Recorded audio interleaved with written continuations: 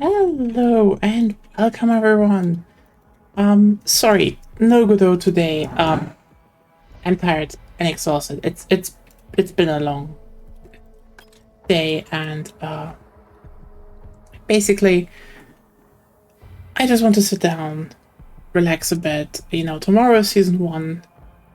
So I thought let's do some stuff, play some rounds, talk how this launch period went, just have some bit of, you know, just overview in general. Um yeah, that should be fun. By the way, if you are hearing weird robotic noises in the background today, don't worry. That's just Agonia. She's a cyborg now. As in, she has a device on her arm that measures her blood pressure for 24 hours. So you're gonna hear like a whirring and for like every 15 minutes it's gonna spin up and do stuff. So you just don't be surprised.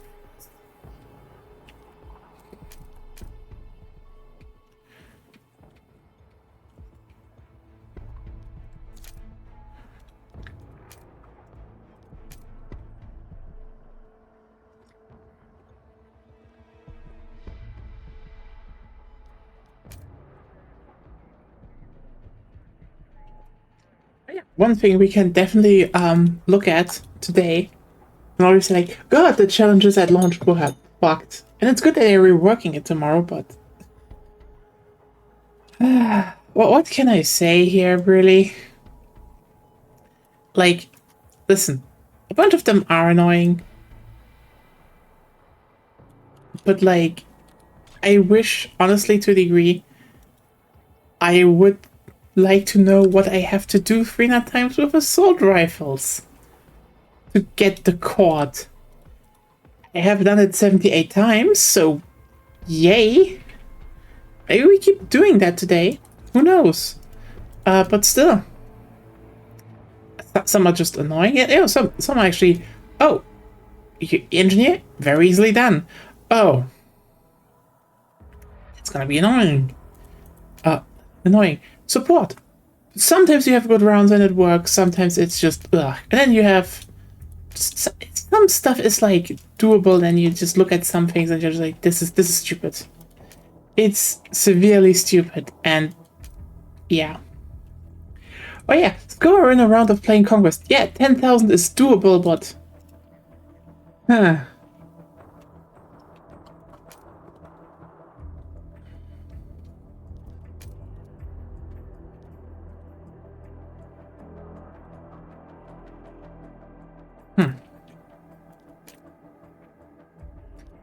That's actually way easier, ironically. Oh yeah, and this is just chance. Cool. Yes, some of those are very stupid in my opinion.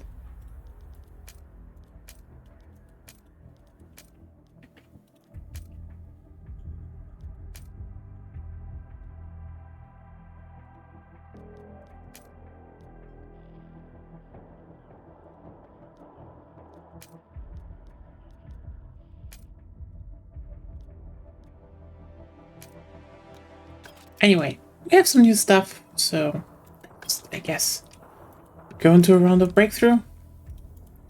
It's gonna work out. We have the P90 now. We talked about that last time. So time to get the Brit out.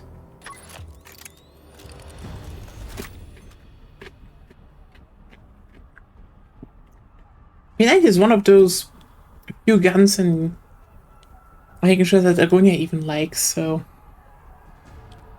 I know she likes the Vector. That's interestingly one of those few ones where she's like, yeah, no, that's one of mine.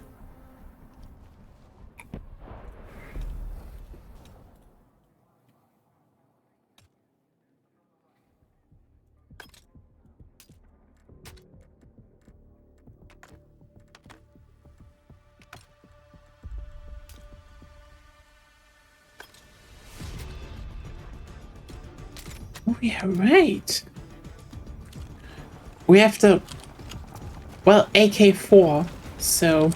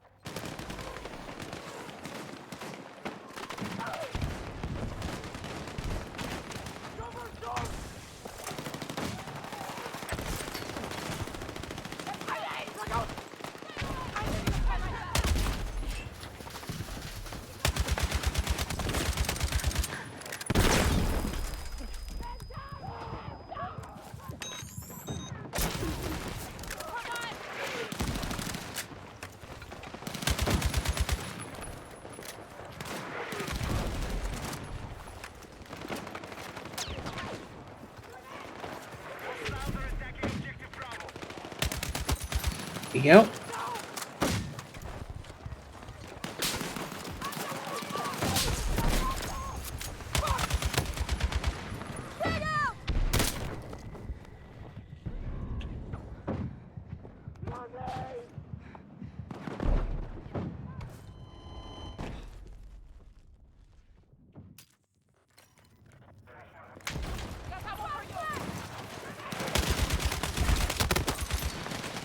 But yeah, they also very much increased the XP rate at which you unlock stuff. So ironically, now you get the first unlock of weapon attachments with 1 kill, which is... But oh, there it goes again.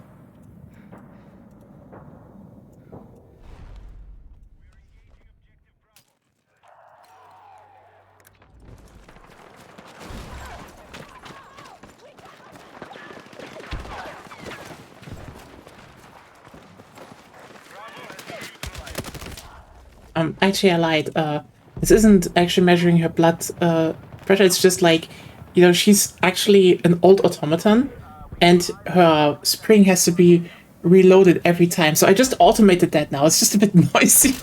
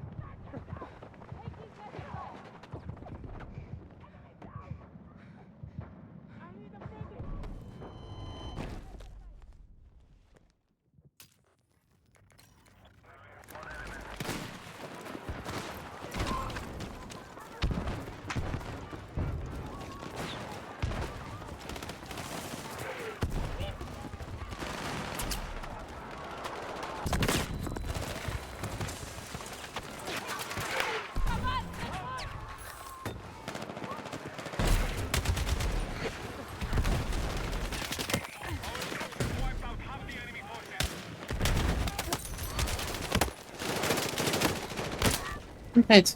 Danke. Big kick sneeze.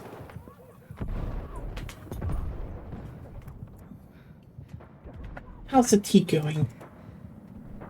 Nice. Yeah. Hey, let's actually focus a bit here.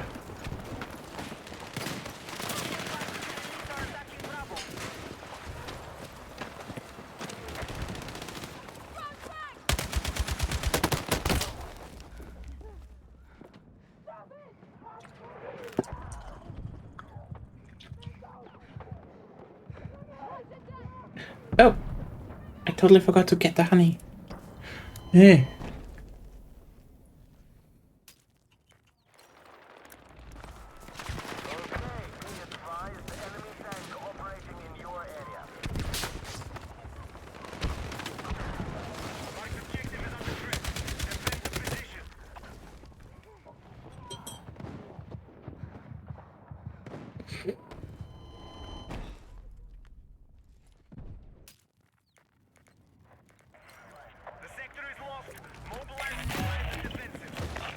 Well, time to dig into the super fortress.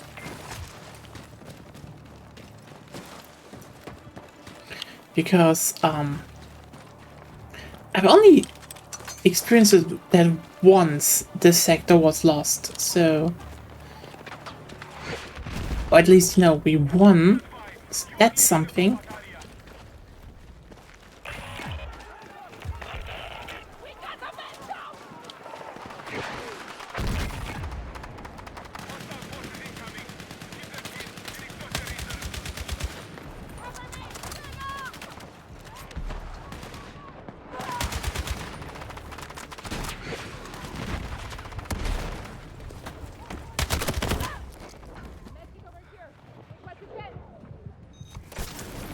Knew you had my back.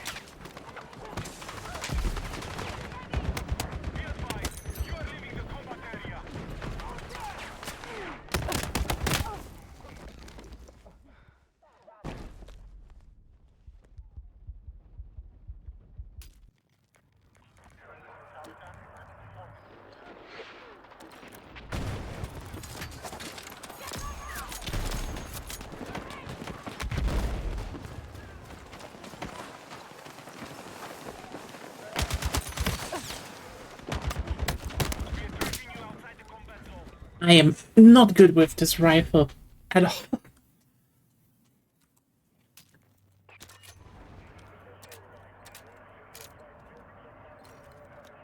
I guess I am making progress, but...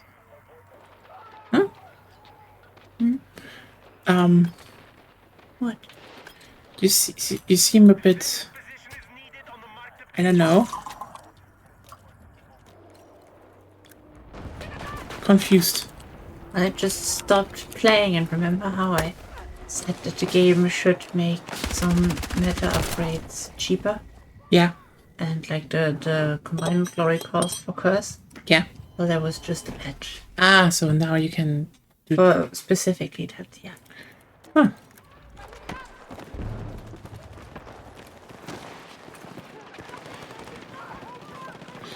Okay, but let's try the P90.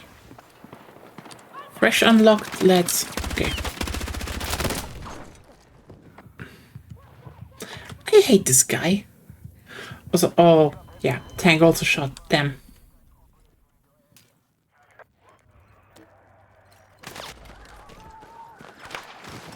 Get rid of those tanks. Oh well, wait.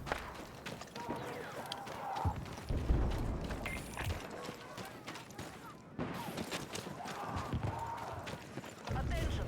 Alpha is under attack.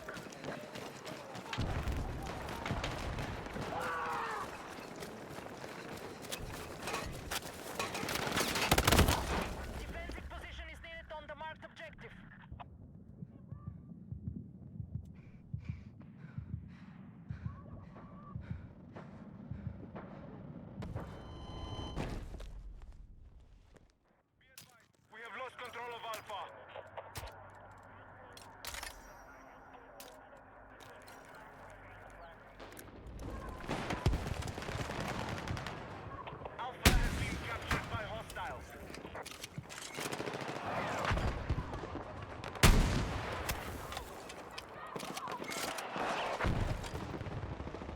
Yeah, now you're scared, right? Oh, you're scared. Huh.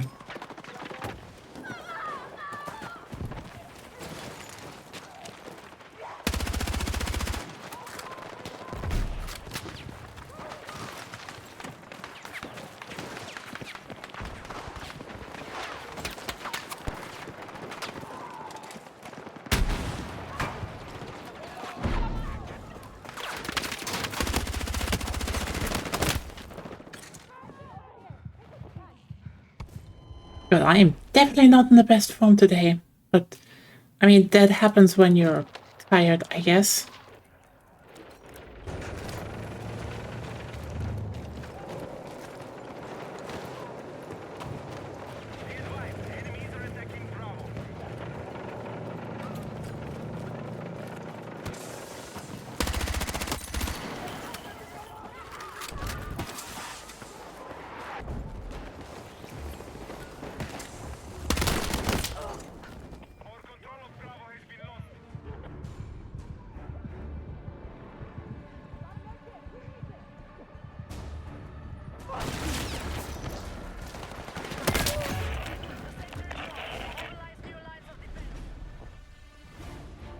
Hey, what's going on right now? I dislike that. But hey, second time I see the sector.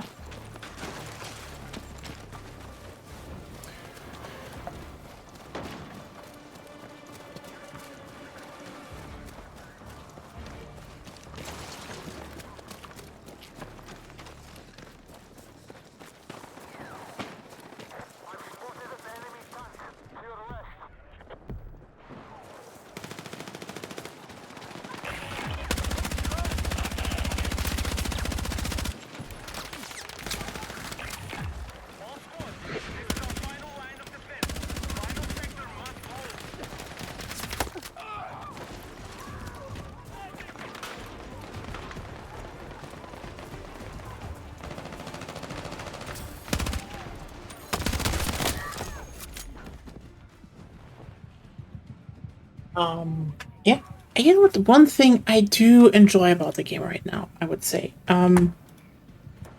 is the fact that we have finally, ironically, had a system for, you know, the whole gun customization. Where I would say the series should have been a long time, because when I actually have a lot of stuff unlocked on a gun, okay, I genuinely think a lot of times it's not relevant to pick a site. But also, the sites are good. Like, okay, here's the thing. I do not know what they have done, okay? Like, in most games, like from Battlefield to Call of Duty and all of that, I barely use ACOG sites or stuff like that, you know, because ACOG is like something that, you know, in real life just ended up being broken. Literally broken, as in you had literally an unfair combat advantage over people without. Like, I think it was introduced, and then there were reports that, like, I think precise headshots or body shots just skyrocketed, which is insane to think about. Like, that's how you know, that's how much this one side did. Oh, they were reviving behind me. But when it comes to multiplayer games, like, let's just put it like this. If you looked at, if you look at something like, Milsim shooters also, sure, they've been used because, you know, really long fucking distances, so you do want also bad visibility. So, yeah, people use them because, duh.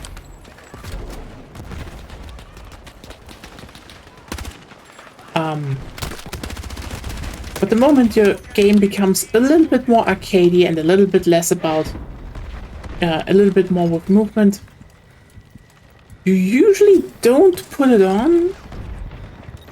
So that's a thing. Come on. Oh, getting those multi-kills now. Oh, that's good. You know what? I think I rack up the multi-kills and then I will just start doing the regular ones with the other one. I wish I could like the SCW-10 I unlocked it the other day. But like a standard 15 round mag just is not cutting it in a relatively rapid fire SMG. Ah, there. Girlfriend is getting wound up again.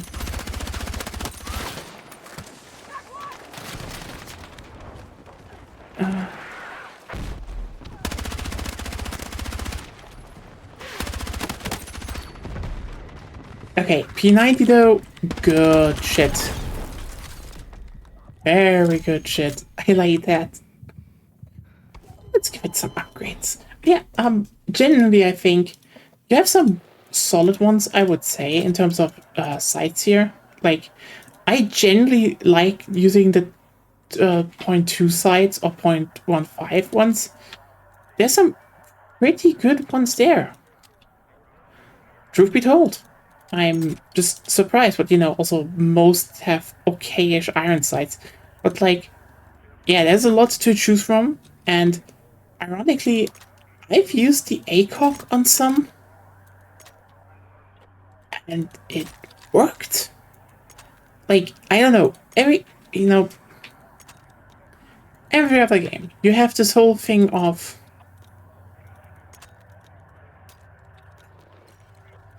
ACOG sight actually makes it worse to spot enemies or shoot at enemies usually than actually,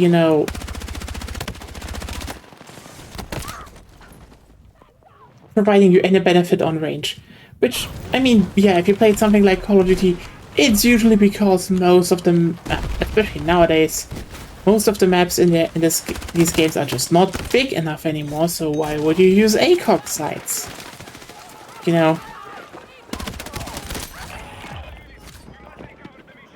Meanwhile, in Battlefield, it was usually a situation of, yeah, you could use it, but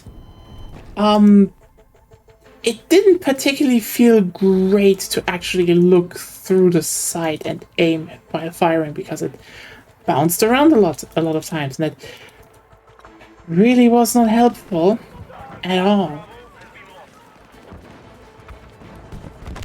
Again, I do not know what they did in 6, but I genuinely think you can use optics with slight magnification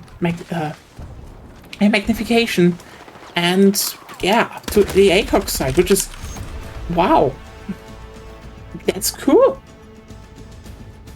I really like that.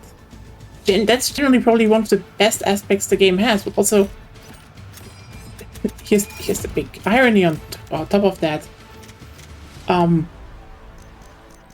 The more you unlock, the more you will actually look at some of the challenges, some of the loadouts, and guns me like, I don't need sights. And that's like super fascinating, you know? Like, the only weapons you really used, maybe an iron sight or, lower sight on. But like, in previous games, you didn't really run iron sight, did run iron sights. Because let's just be really clear here.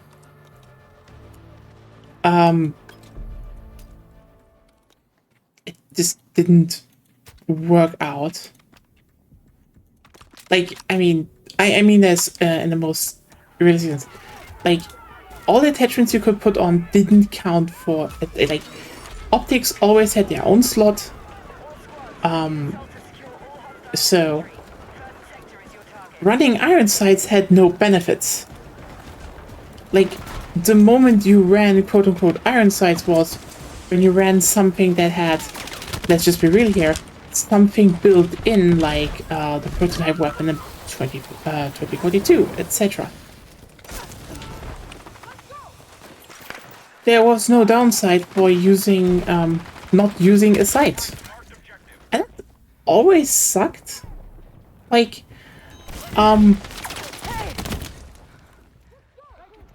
because I do think, when we come to the whole aspect of, okay, you can customize guns.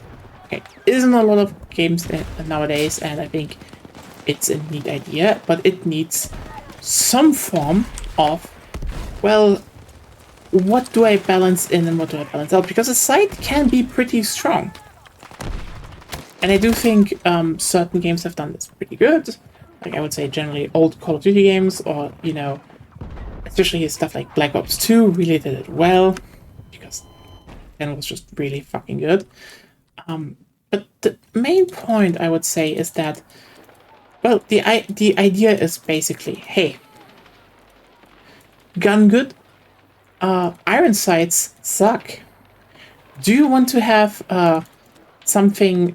Do you want to have a visor, or can you just, you want to have an optic, because then you can actually maybe do something with your gun. You know, you can just see better, you can aim better, etc. But you can put on one of the other upsides of the gun and maybe make it even stronger. Or can you just ball with the shitty iron sights? That's a neat thing. And I never need to do it in Battlefield. Until now, which is cool and great, and I like it.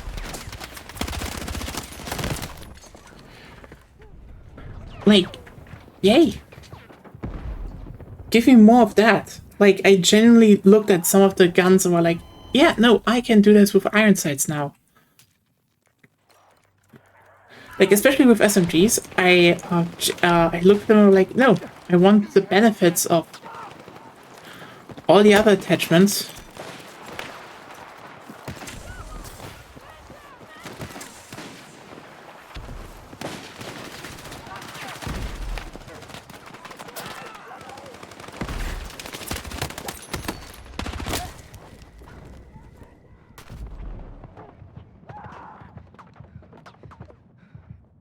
So, you know, no scope.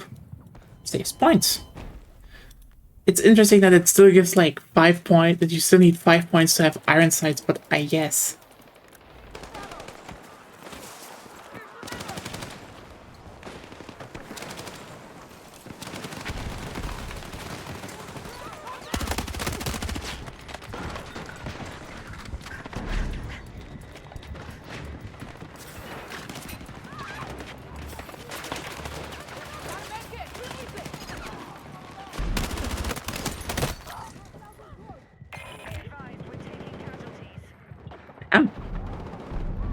Oh, you know, we're not getting the sector this time.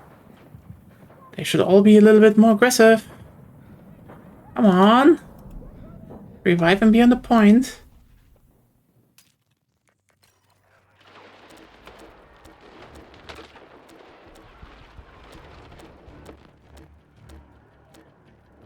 Objective Alpha has been neutralized.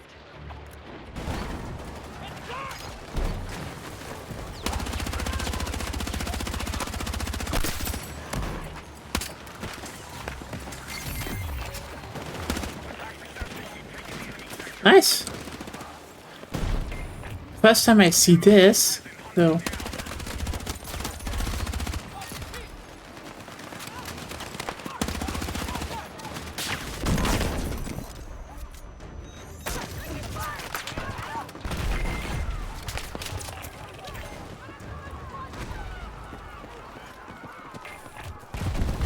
Right, next sector is clear for attack. Target the objectives.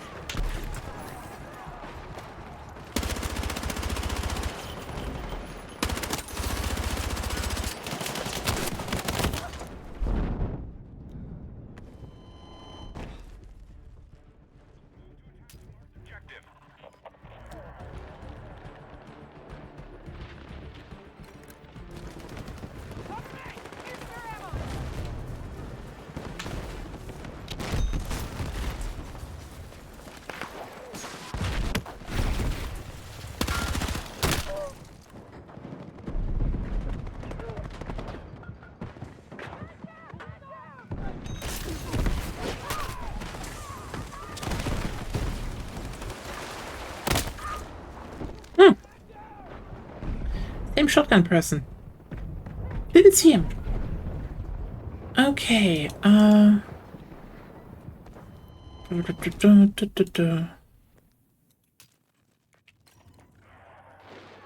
okay, now we get an ivory. You could have given people an ivory in Sector 1. Come on.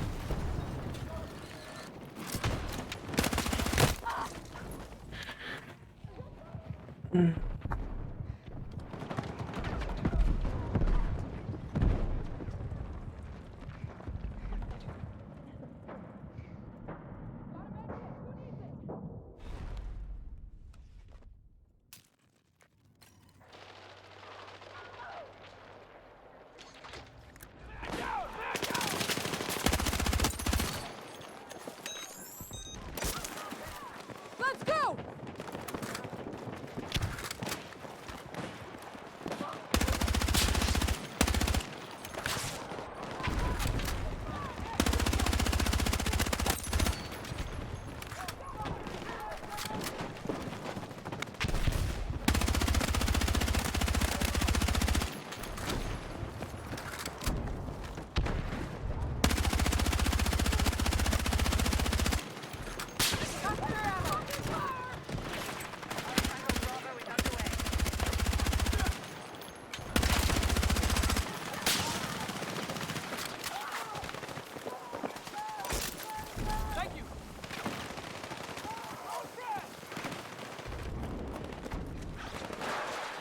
Move to attack the marked objective.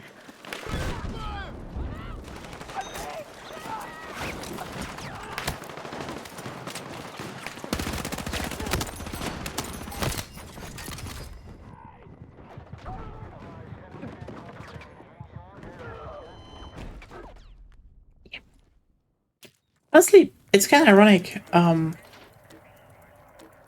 that the SMG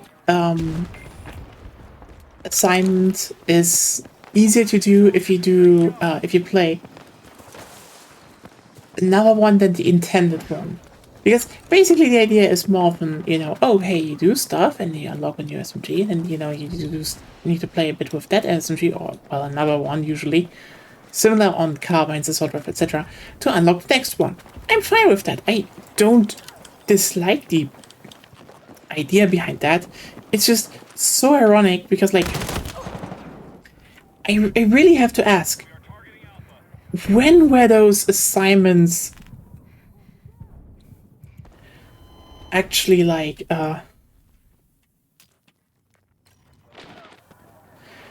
when were they made? Because they don't feel tested or well thought out. It's just like, let's just be completely clear here. They feel weirdly last minute. As if like, oh hey, just leveling up wasn't enough to unlock stuff. Which is like, hey, don't know. Here's the thing. I don't mind the idea of having them, base game, It's not, it would just make it more like, oh, hey, you start with basically, the norm, you start basically, you level, you unlock stuff, but then at some point you can also just have a different track of unlocking different things. Fine. But then again, why are some of those challenges so weird?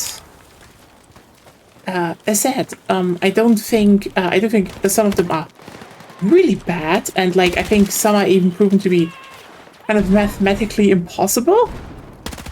Which is just like, again, why are we doing this?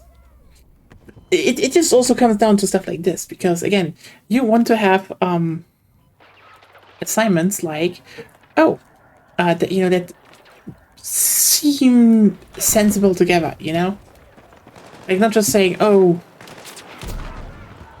do stuff that is antithetical to everything.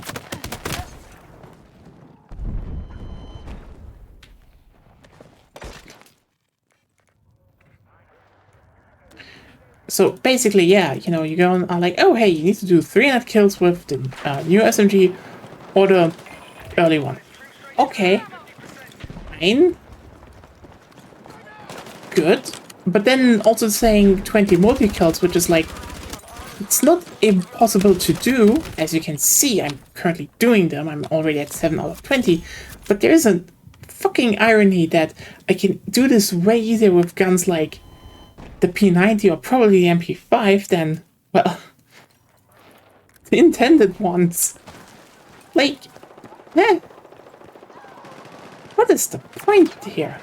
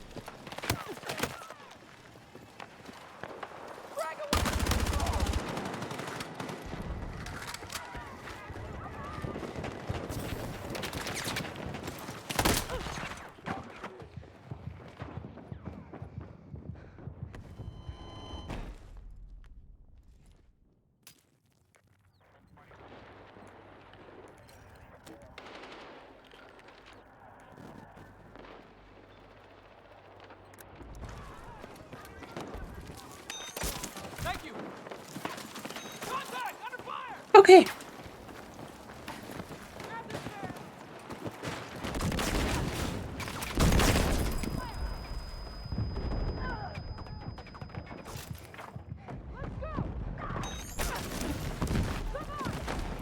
Thanks. Thank you.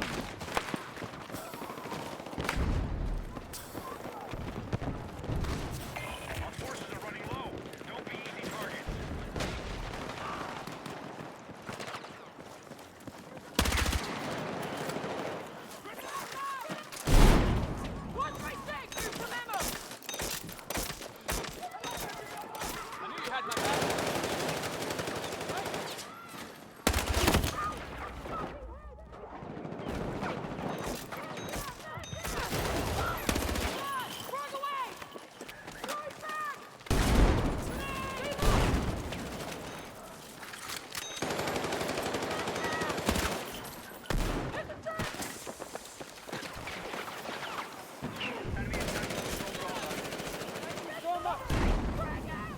Be advised, we need to divide the fence to the marked objective.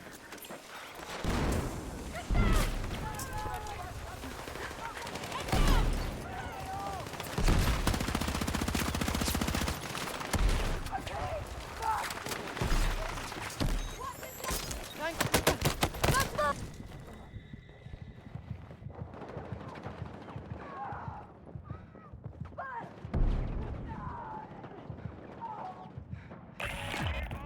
troop numbers are critical.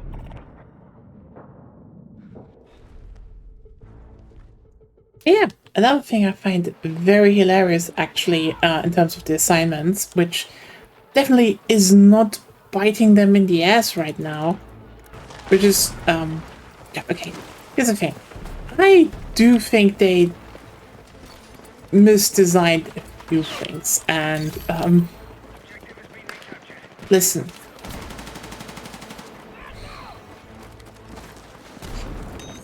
It's just, it's one thing that can iron out with time, but like, don't, you know, you have to lay out your game that people understand what are core things to do, okay? And it's kind of interesting to look at some parts that they've done in 6 that are just weirdly off. So, for example, no one really uses spawn beacon.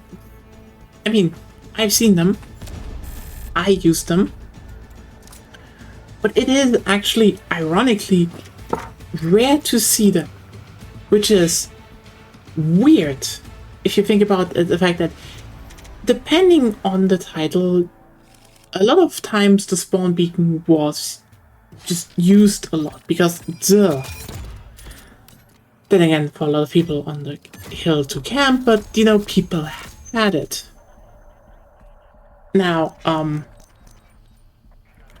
I'd say you have the actually quite the interesting aspect of how's it called?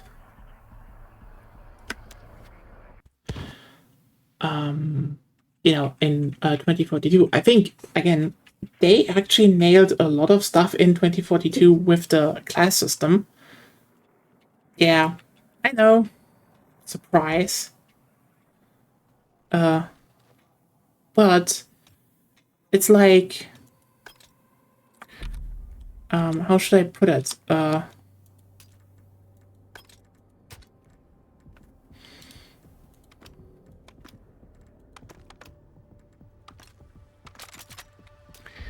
It's just a very interesting. All squads, begin assault to secure all. It's just very interesting because, like, you know, in 2042, the Recons basically always had the spawn beacon. They always had it. Where the class gadget, they were fixed. So you would see a lot of spawn beacons because the Recon was actually quite powerful. Now, 2042, well, as a lot of people point out, the Recon is, you know, if you're not playing the Intel game, which most people don't, yeah, people are not really playing the Recon. And also, the spawn beacon is now on the assault. It's on the assault on an assignment. And here's the thing.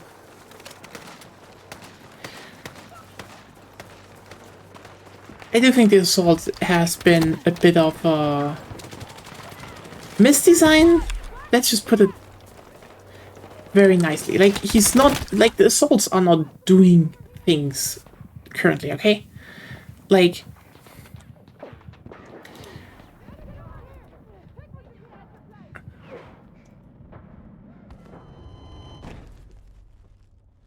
you know, they basically just have a lot of gadgets that are like planetary in design. Like, they provide utility. They're not useless, but they are not like, you know, okay, I bring a certain powerful aspect to the match that the other classes don't have. So they got the spawn beacon, which is good. And the irony, it's so good that you might even consider, hey, why don't they just have it as a class gadget then? But then you realize, wait, the class gadget is something else. It's the med pen. Oh.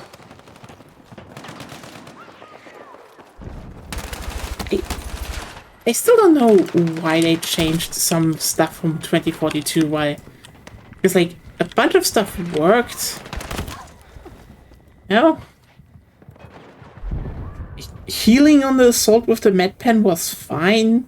And now it's like fine. But they have even less. You're a lifesaver.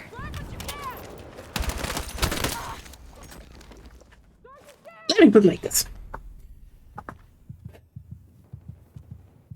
I don't.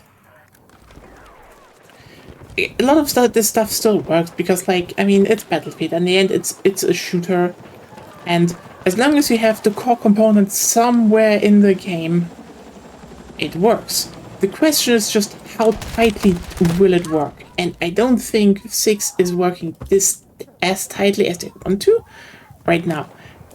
And I know some people might dislike me saying that, but I think overall the class balance in play in 2042 was better. I do think 2042 has other problems, like, you know, mainly the maps. And I do think text print should maybe not have been in there. But yeah. A bunch of stuff is actually working pretty well, in my opinion. Well, was working pretty well, and then they just changed it in a weird way, which is like, okay. what was the concrete idea behind this? Like, for example, oh, hey, the support has now the box to heal and resupply. Okay, so you just literally given up on having supply and heal on 2 classes. Good, fine, yes, works. Again, this is just like the core component is still there, it works. It just kind of takes away one key aspect of classes to be on a different class, which is a thing that was always the case for a reason. Again, there's the whole tightness of design. Anyway. But it's the class gadget. Okay, so, I mean, cool. You basically banished ammo scarcity and healing from the game. Okay.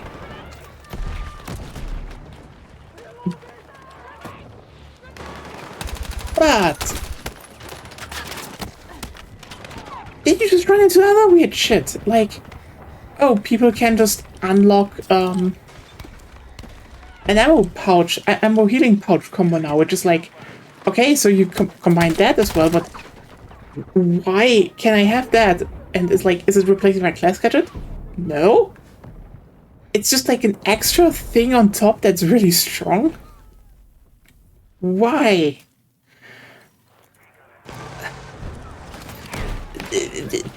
It's one of those things that you could just, again, tighten and clean up. If she simply said, okay, supports just have defips as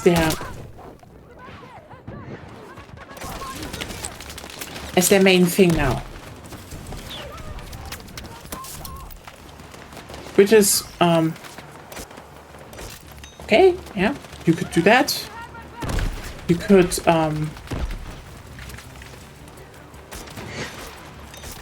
you could do so much, actually. As said, I would also say just split up ammo and,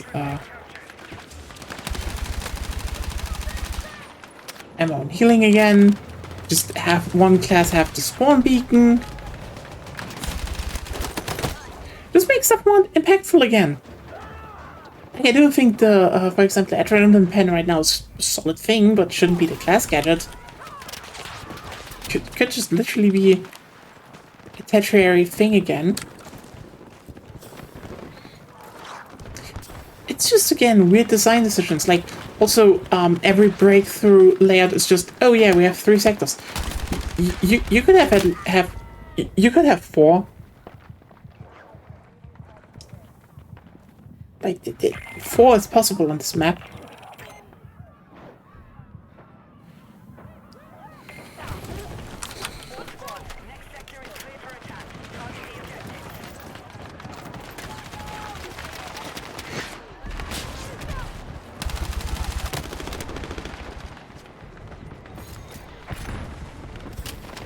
Nice. Now we have the smoke launcher, so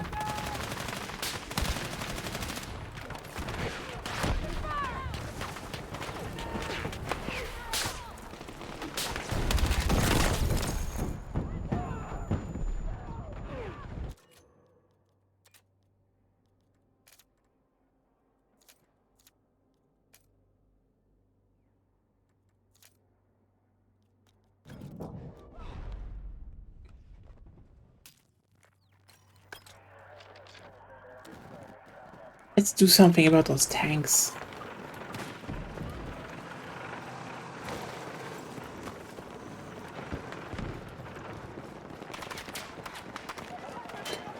Yeah, I mean, I would say they should probably rework a few things.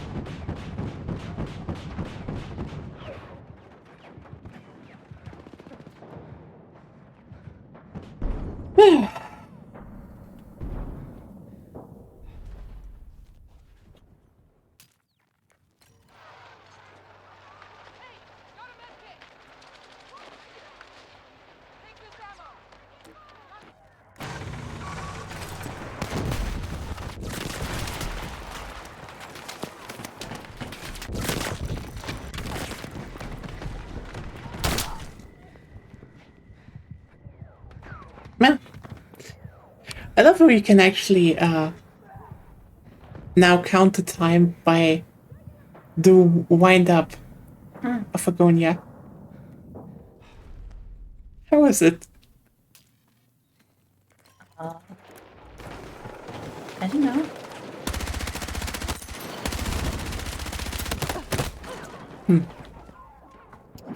Pressured. Yeah. I suspected you feel pressured. Hopefully not too much. We have Bravo under attack.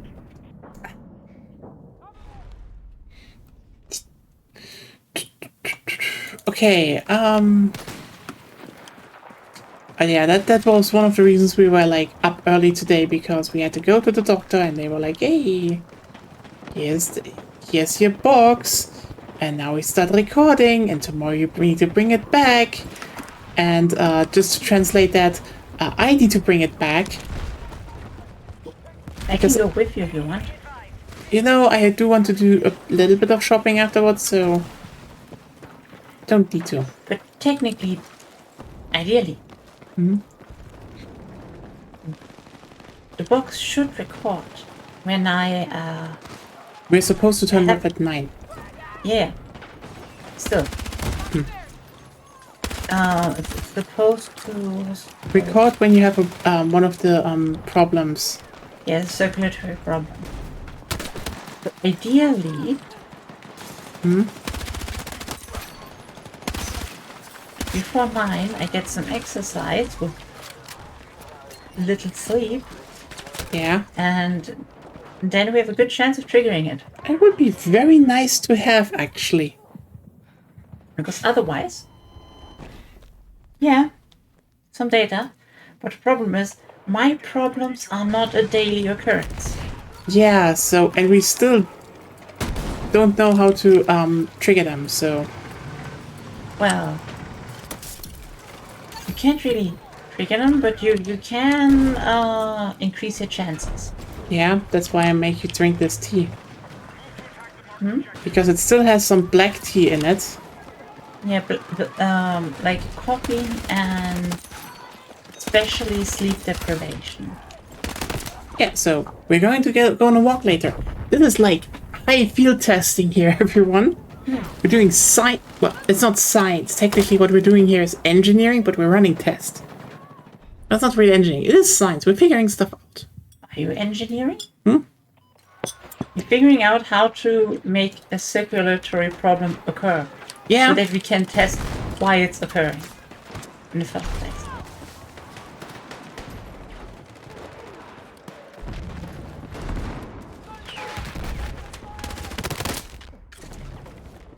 Oh, damn, Panda Man.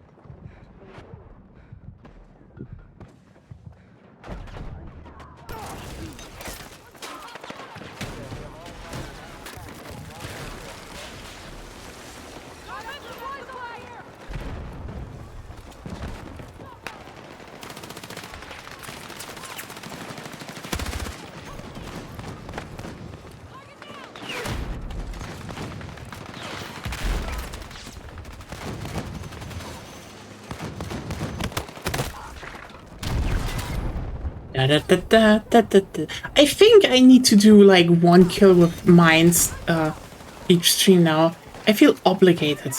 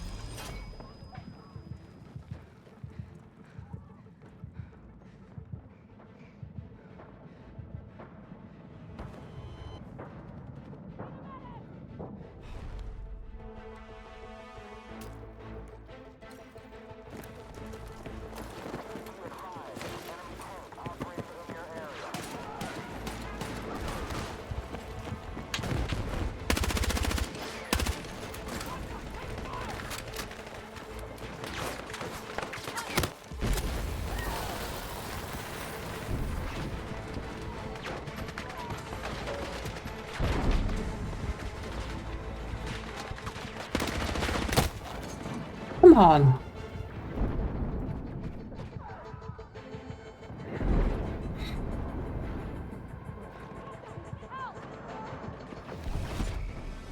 Ah.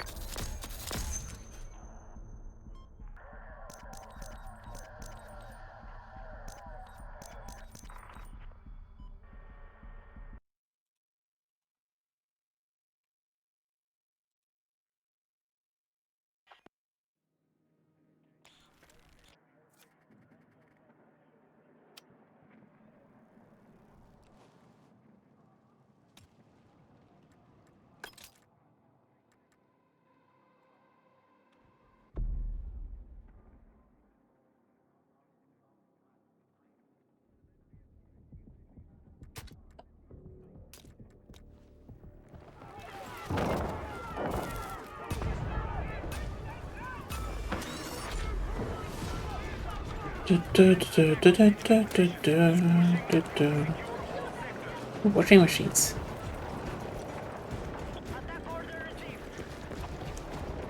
They seem not nice to use. But yeah, yeah, interesting. I do think this game does a few things pretty good, and some parts where I'm just like, eh, how did that leave the draft? But I mean, what is a Battlefield without some problems? They even 3 didn't launch with like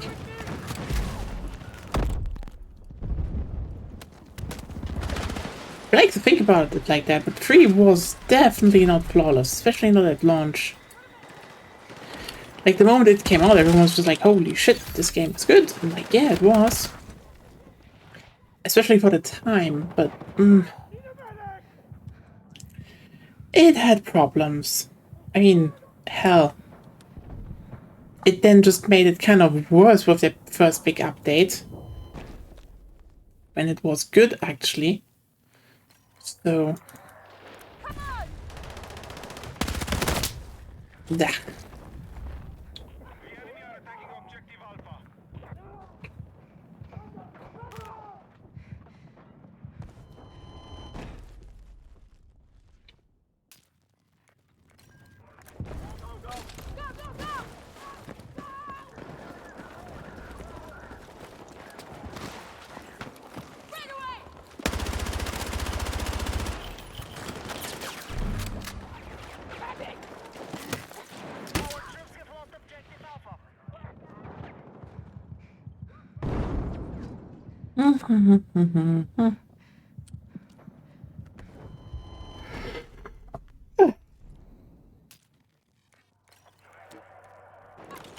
Well, I do wonder how the patch logs and the overall feel tomorrow will be, you know, after season 1 is out. Our forces have been weakened.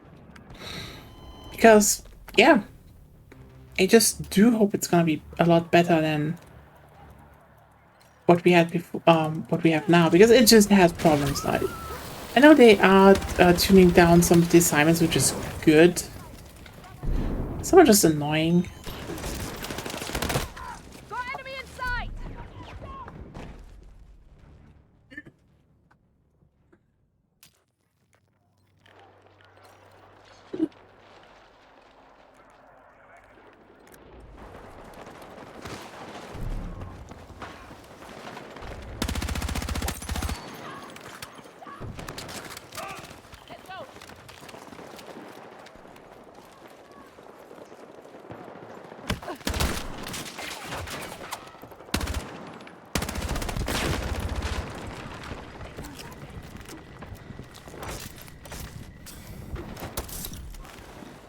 Come on!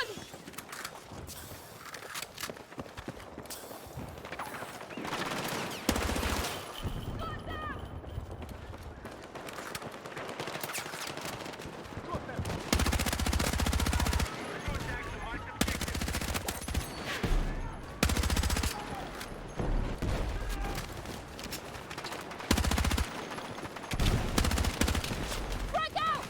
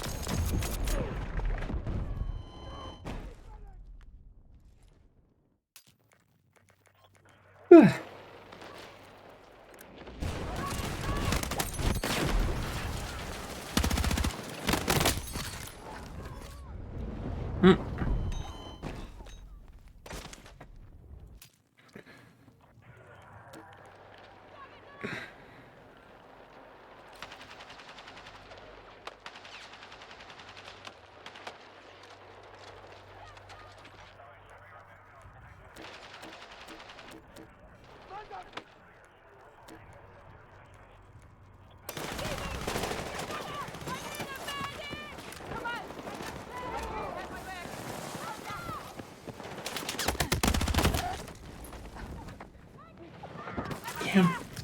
I don't want to think about it. I feel like a bunch of these assignments actually feel it's just like the one. It's one of those. Okay, it feels last minute, and the more I think about it,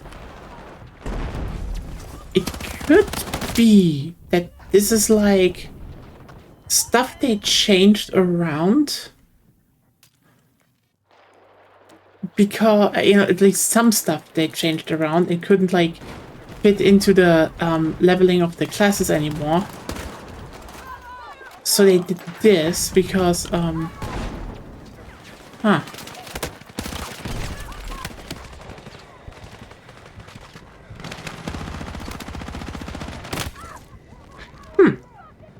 Because, you know, the more I think about it, it could be they did this because of the Battle Royale. Because they want to make it class-based. Because a lot of the stuff they did with the classes probably seem more sensible in the Battle Royale environment. In general, you know.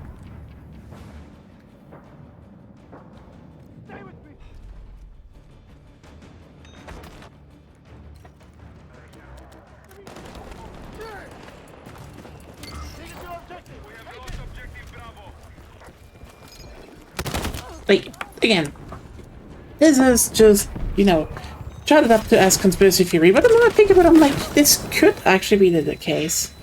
Again, this doesn't mean, you know, oh, the game is unplayable. It's just like, they can't do things as sharp because the problem is,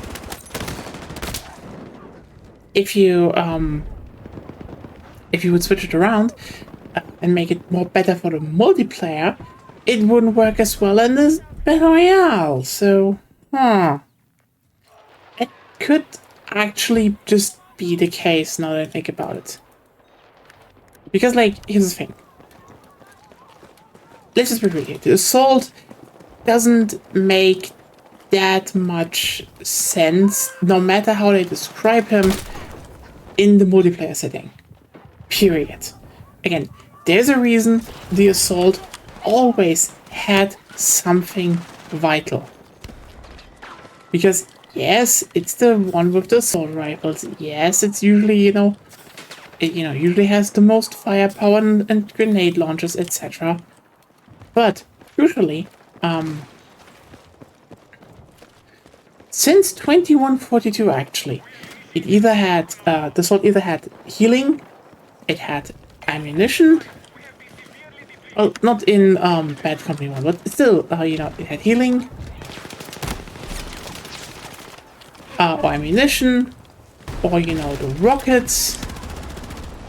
It's something, Something where you would say, okay, this is a significant addition to the match. And worked pretty fine. Like, honestly, every edition, I do not have anything to really complain.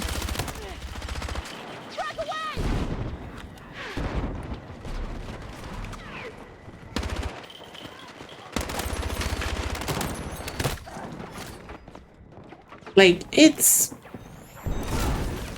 does its thing, it just works.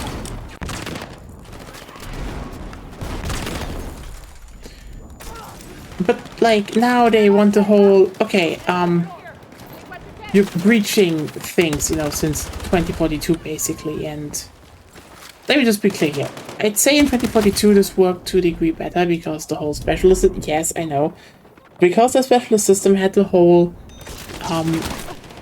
movement ability and, the shield or movement abilities onto them, so, like, yeah, you could actually just grapple somewhere and do shit, or, wingsuit, fly over them, do shit. You don't have that here, and, like, movement utility is, like, one of the strongest aspects you can actually put in a game, even if it's just utility. And hell, even the healing was tuned down to the point where I'm like, why? Like, I'm going to be... That's the thing why I do think they did this for the Battle Royale. Because, if you want to make a Battle Royale with classes, and there should be some class synergy, having a class that can self-heal on a button press would be strong. It's not relevant in an environment like the average Battlefield match, because it literally wasn't for 2 games. And if you're wondering, basically, they had the,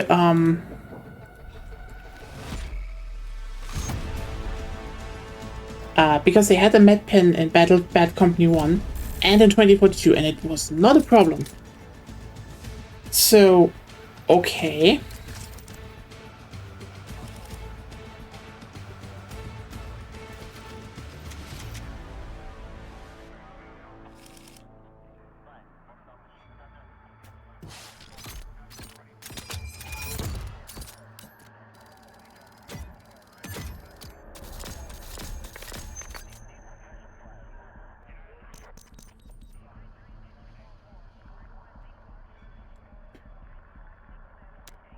Yeah, so yeah, if you suddenly then look at that like, oh, hey, you just independent groups on a big map, and one of them, one class, could just all the time heal themselves. Yeah. You kind of notice that, oh, wait, in that context, this suddenly seems way stronger than, well, just a normal round.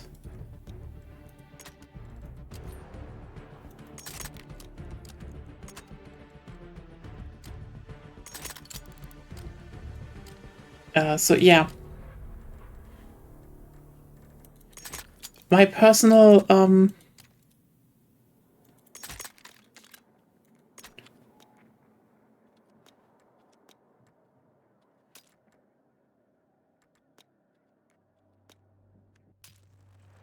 personal conspiracy theory, the classes are just kind of neutered because of the battle royale.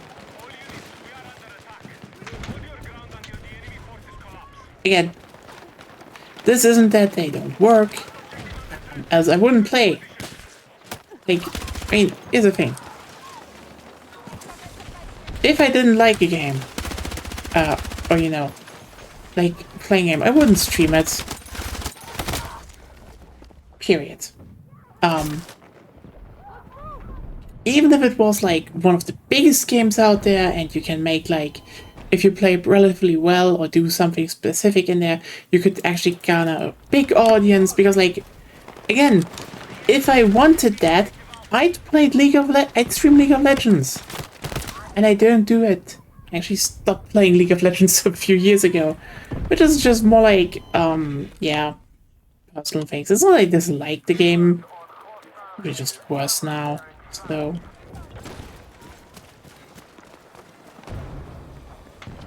Attention! Enemy forces have captured Alpha.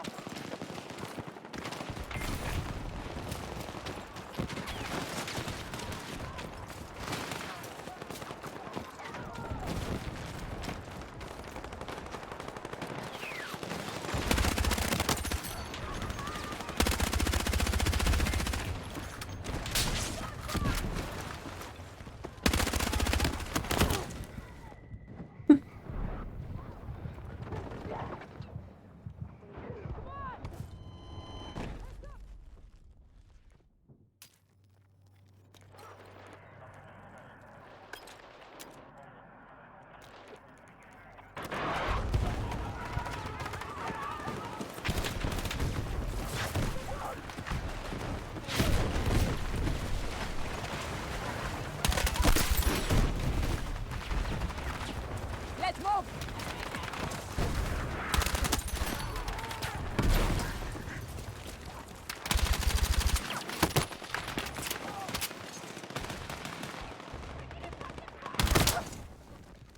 Didn't see that one fast enough. Yeah, but as you can see here on the QBZ, also do like that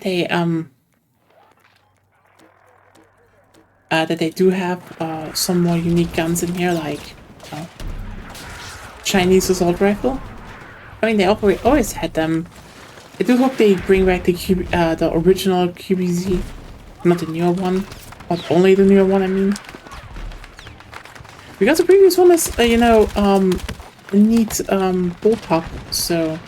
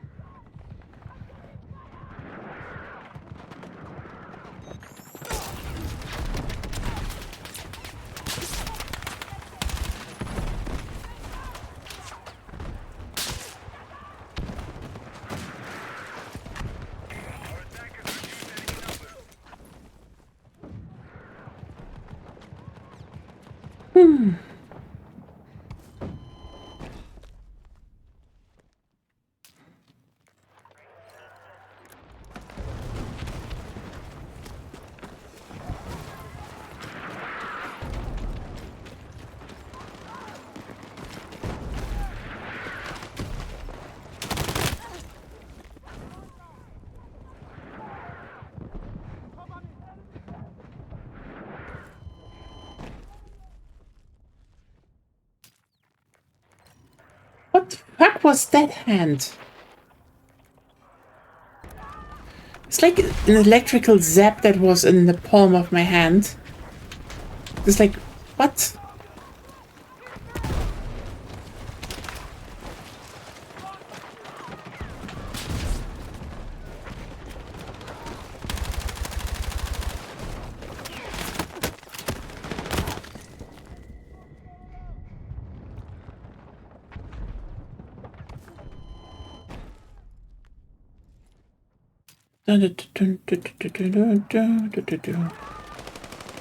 I But yeah.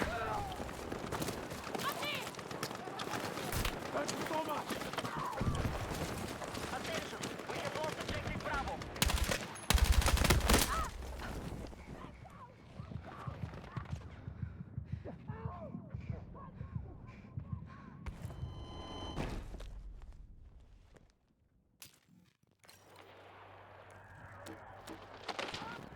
Dun, dun, dun, dun, dun, dun, dun, dun. Okay. Attention, our attack on our base is The freshest hell. What? Be advised, hostiles have taken the sector. Prepare for incoming attack.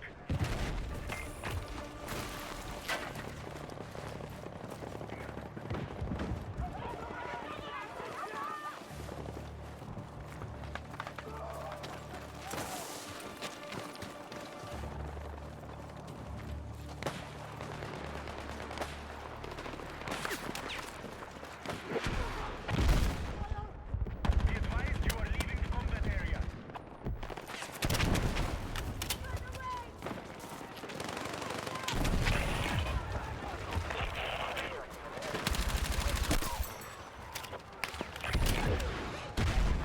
Hostiles have breached the sector. Defend our objectives.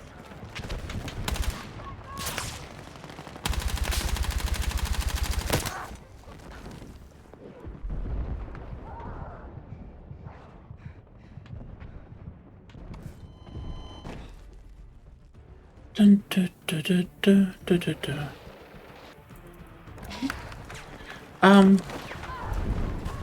I think more about stuff to talk about in hindsight about this, launch period. And yeah, I would say the game has some missteps. Ironically, I would think stuff they could fix. Because it's not like unfixable. Like, for example, just make the breakthrough layouts more interesting, add some sectors, rework some. That shouldn't be the hardest. I do think the biggest work they probably could do, and considering again the game actually seems to be on course, so they couldn't probably slot that in later. So I do think Saints Quarters deserves a rework / expansion because, okay, Saints Quarters is like the one map in the game at launch that you can't play in any big mode. It's just too small, which is weird and stupid. And why? What? How? I don't get it. And the other day when I was playing some King of the Hill just to, get some stuff done, some assignments, etc. Interesting thing happened. See, we got onto Saints Quarters. And considering this is a pure infantry map, this is like the best infantry combat layout in the game. Like, yeah, it's a very close quarters, tight urban map, even tighter than the other ones, but it's fun. It's like genuine fun.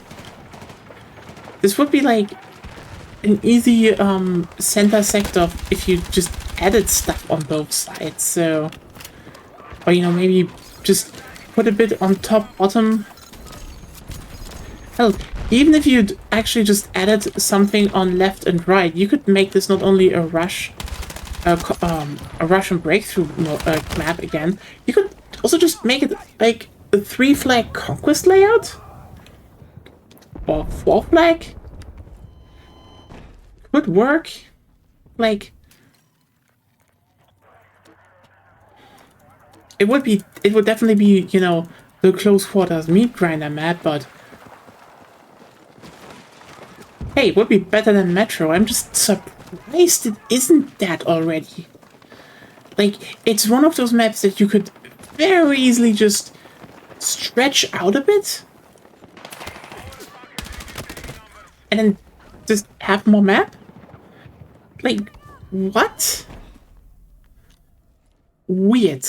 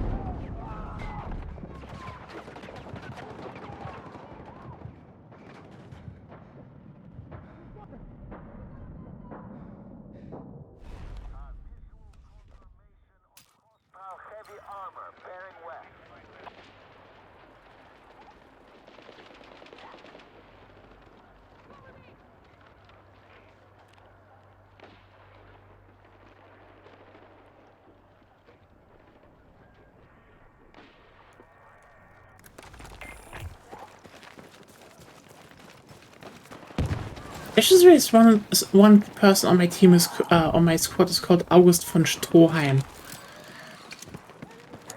Probably the weirdest JoJo's Bizarre Adventure character ever. If you just start thinking about him for just a few seconds, you're like, what the fuck was it? What the fuck, Araki? Like,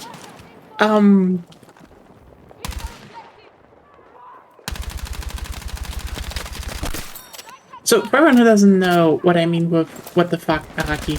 So the thing is, in JoJo's Bizarre Adventure, they have like, it's not only arc, it's basically different story times and storylines, and they always have a new protagonist in the family of, you know, the Joestars, and it moves forward, etc.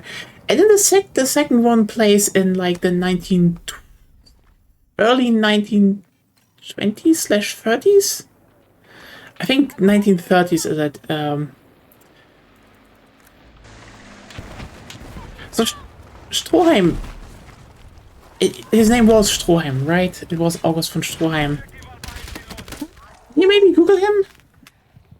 Okay. I'm pretty sure it's a JoJo character. Rudolf von Stroheim. Okay. Yeah. Okay, but yeah, different. It's not that. But it's von Stroheim. So weirdest character in the whole fucking series, because he's a Nazi. Like, rank and file Nazi.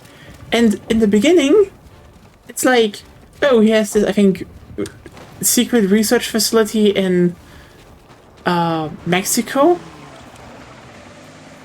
Weirdly enough. And then he, I think he gets punched and you think he almost dies, but then he comes back as a cyborg. And you're like, oh, okay, so he's the antagonist, right? No. He's an ally. He's like, he's generally one of those, oh yeah, no, the protagonist can really trust this guy allies. Somehow. So it's just, okay, basically, in the beginning, yeah, he's doing stuff because, oh hey, I need to do this for, like, you know, the Third Reich, etc. And like, okay. And then, you know, when the Pillar Man happened, and he's like, they are a problem. I will throw all my power and forces behind this weirdo group that can defeat them because they need to be defeated. It's just like, he just does the full 180 and just goes full on, nope, I'm in the support mode now. And you're like, okay. And like, if you watch that anime, you just sometimes have to remind yourself that a lot of the stuff, you know, or technology, they, you know, when they do stuff with technology against the Pillar Man, it's just the Nazis. And it's weird. And then you're like, okay, but where does von Stroheim end? The Nazi cyborg. Well, see, he survives the whole ordeal. And then they have like a small thing at the very end where they just be like, oh, this happened to all the characters. And then he gets a fucking heartfelt send-off with the notion, oh yeah, he died at Stalingrad. And you're like, what the fuck did just happen? It's just like, what? Like, here's the thing. I wouldn't even...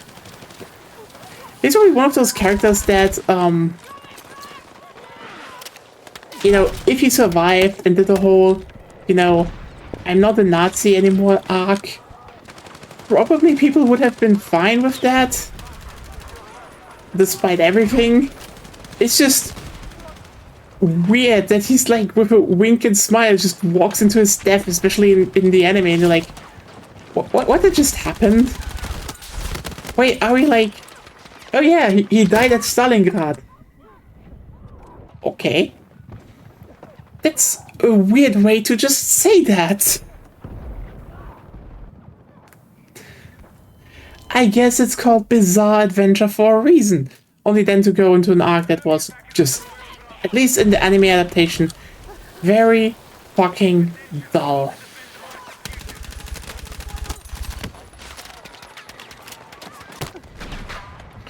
Like, shockingly dull.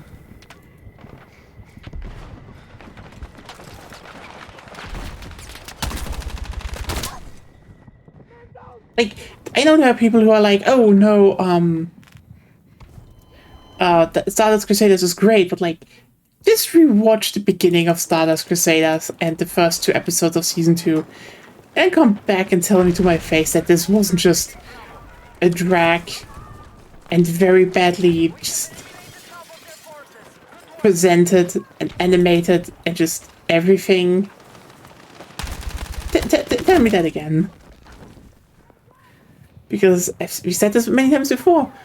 Part 2, after the first 2 episodes, is really good. It's one of those, oh yeah, we get it now. Like, it's so weird, you know, when you go online and people are like, ah, those characters are amazing, and then, you know, then they show them from a time in the anime where they just had no personality really, and it was just like, you know, your weekly skit. I was like, okay. Yeah, no, second part 2, really good. Really fucking good, actually.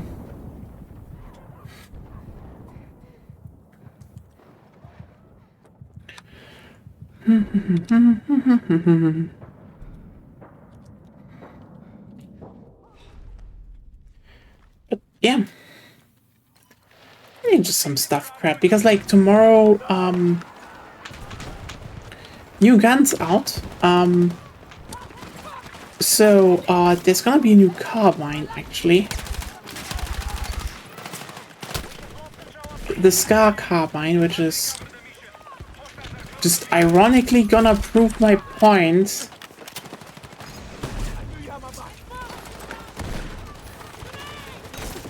of why locked weapons might be a better idea, but yeah.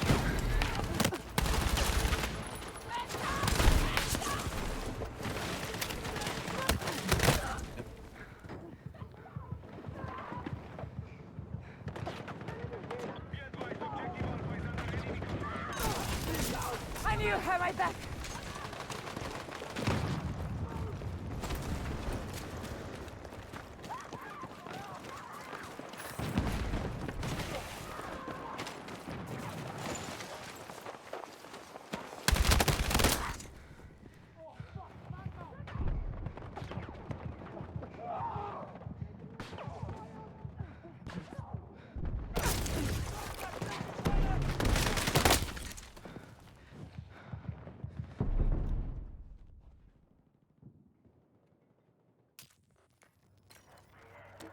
Major hostile casualties are confirmed. Maintain your attack.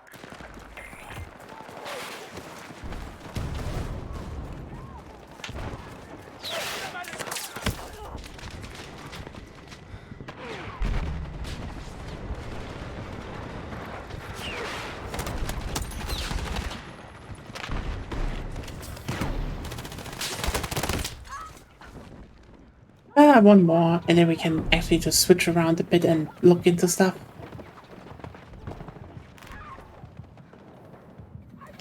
But yeah, JoJo's Bizarre Adventure had some weird starting parts, I would say.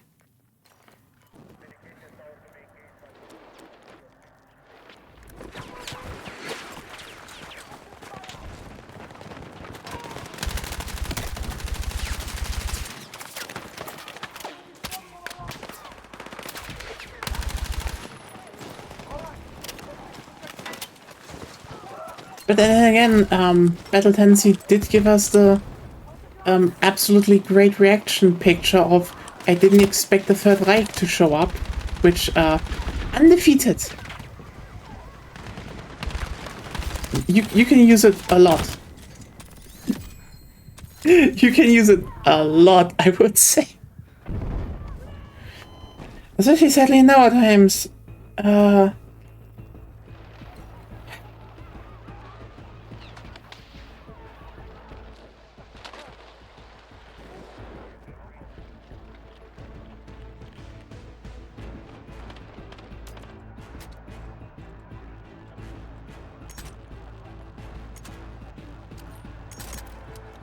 Hmm.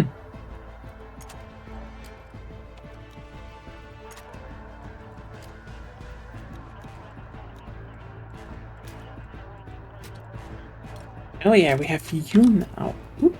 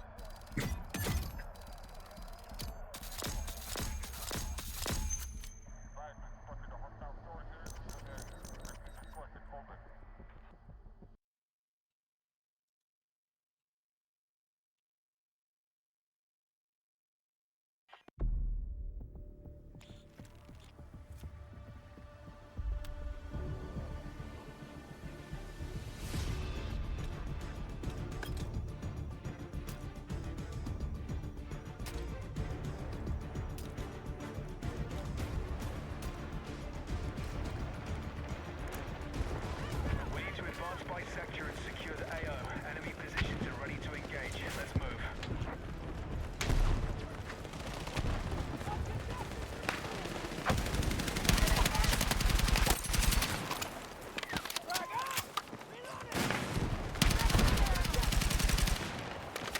We are targeting Alpha.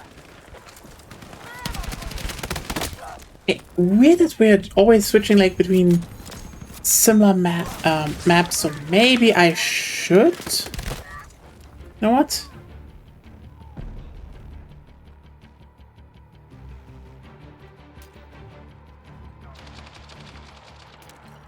I just realized I need to put this one down more.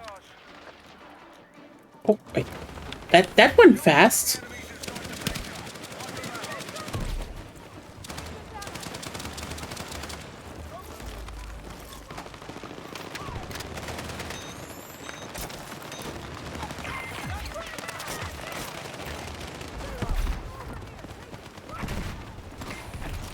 New enemy sector is your target. Move in and secure. Because now it basically tells me to do this if I want to have fire support, which I probably should unlock. But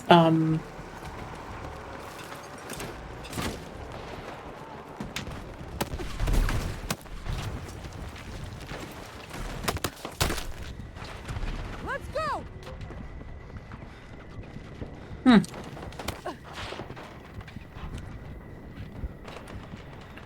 so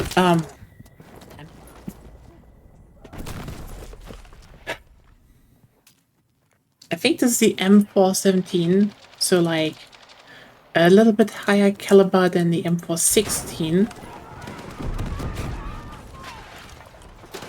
Pretty much the best gun, I would say, in the beta, so let's see how it is here. Come on.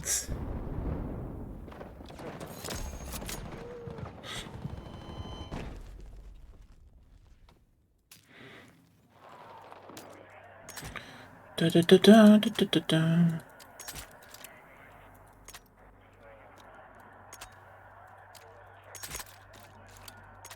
$20 rounds. Oh, yeah.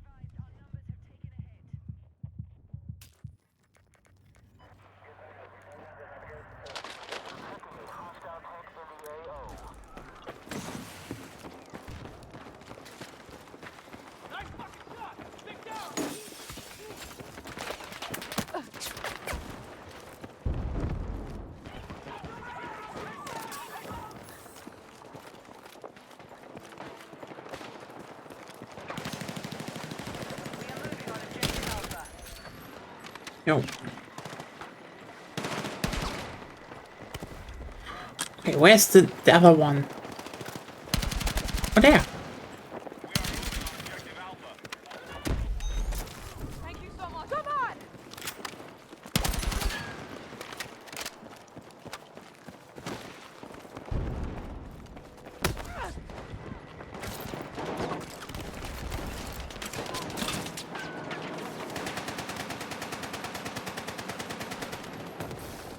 We need attack support on the marked objective.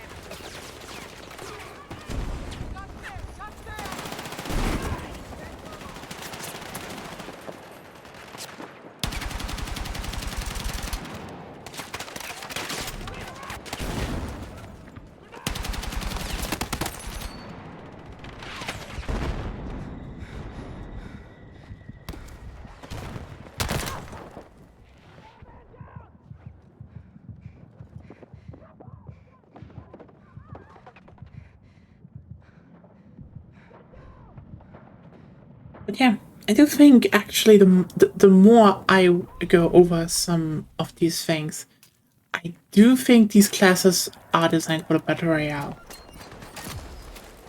Huh.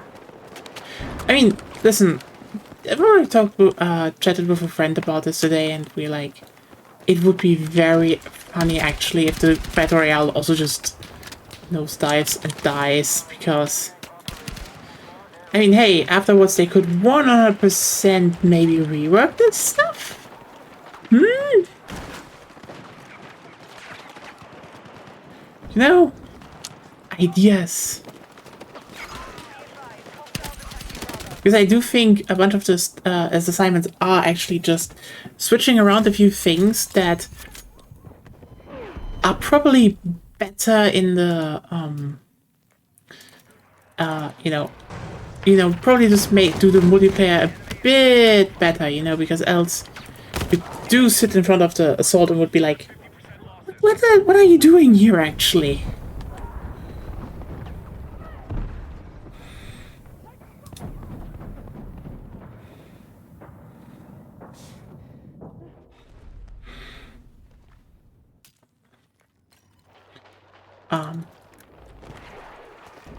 Then again, tomorrow is the reveal of the whole thing, so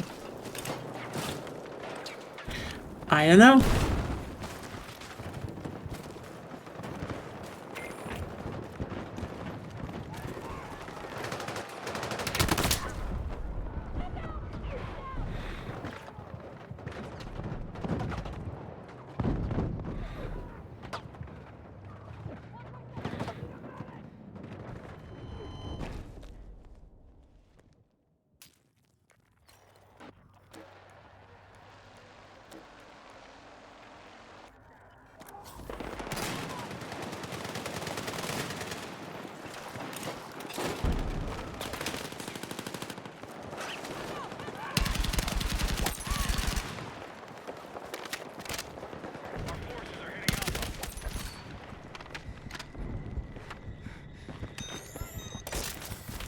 Come on!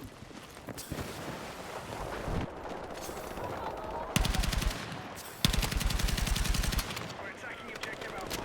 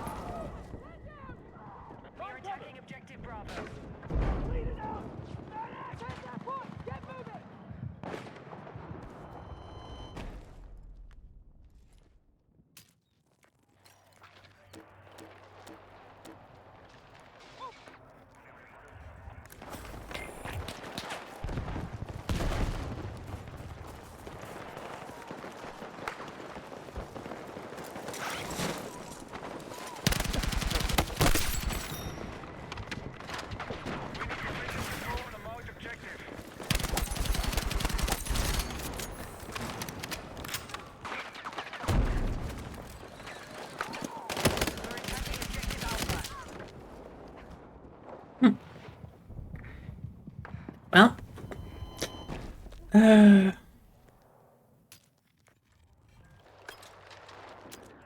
Actually, you know what? Let's go back to this.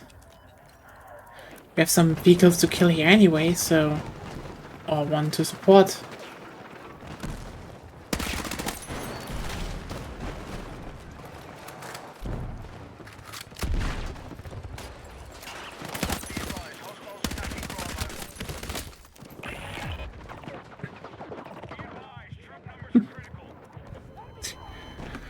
I think that's probably why I like playing Engineer, because I feel Engineer is like the most complete class, or you know, not the least weirdly split up one, you know? Like, oh yeah, you can repair. That's a sensible thing. You have launchers, you have mines. Okay, you're a very classic kid right now. You know, no major thing aside spawn beacon, and that's optional on the assault is like weird, but yeah. Then again, not making the spawn beacon essential is like, why? Because the spawn beacon is just an absolute integral thing on a multiplayer map. But yeah, if you think Battle Royale, it isn't. It just isn't.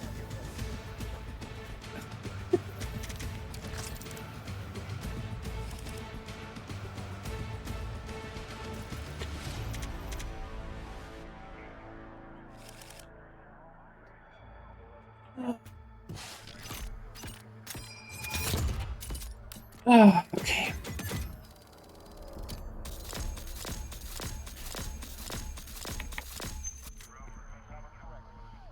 Getting a good map. If not, we're changing modes. Just a bit, maybe, of Conquest. To end out as a treat.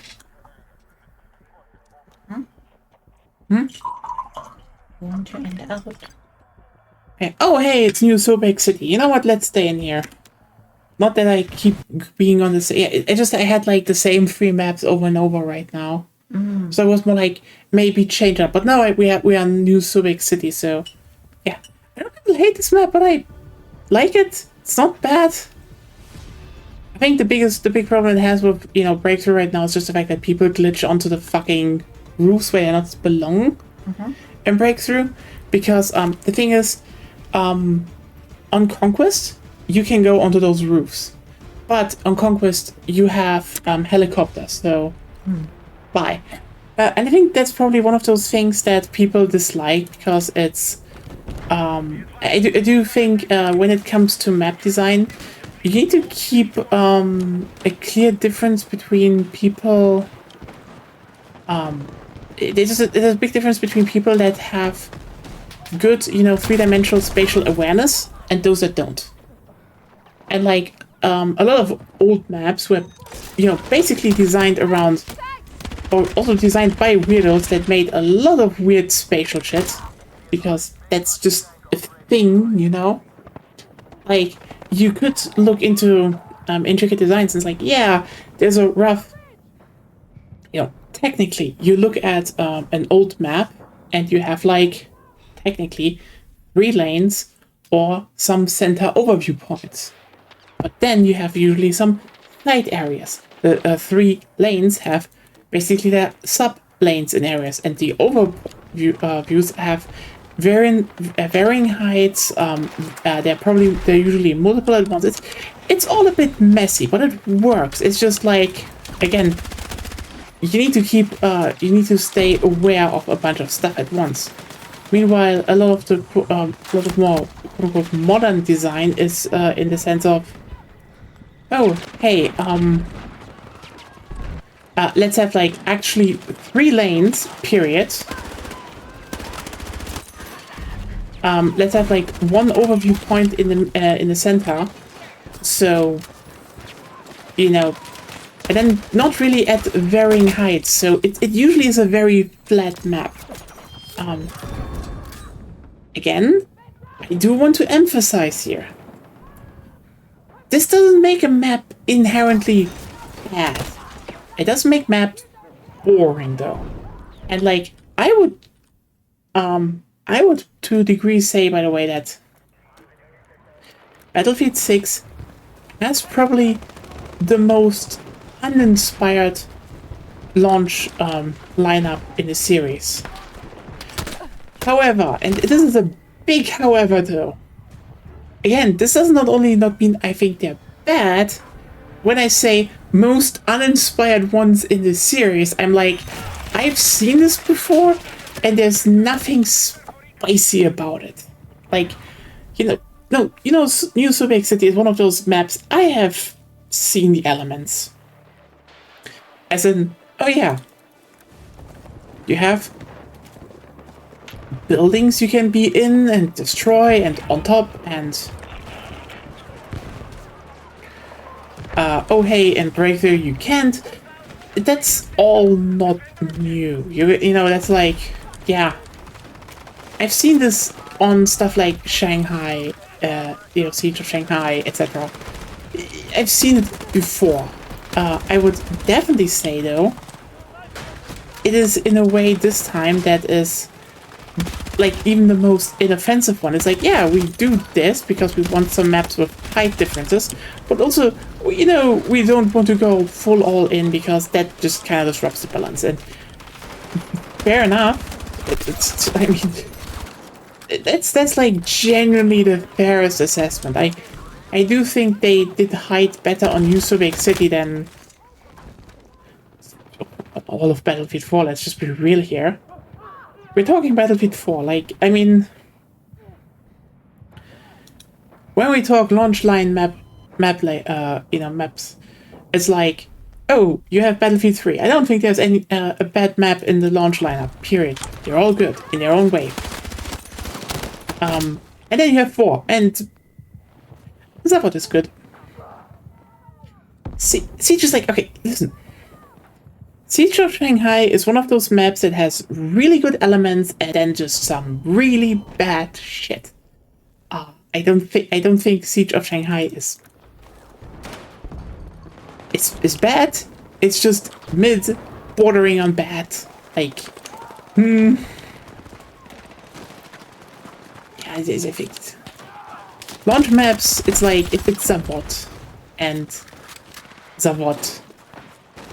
I would say another launch map in 4 I like. I mean, technically Dawnbreaker, but Dawnbreaker also had its problems. Sorry. Probably Dawnbreaker was the one, also a more inoffensive one.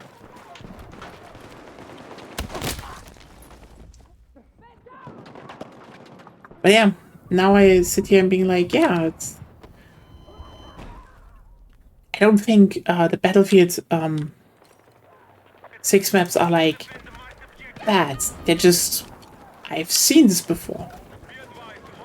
And they all play well. Nothing really where I'm like, yeah, this grabs anything, but like... I know there's, the whole, oh, nostalgia, etc. But like, from nearly every Battlefield game, I could tell you probably one map I'd say, bring it back. Yes, even 2042, it's like, yeah, Redacted was good. And obviously, if you want to have a normal map, there is, what was it called again? Now I forgot. Damn. The brain doesn't work today.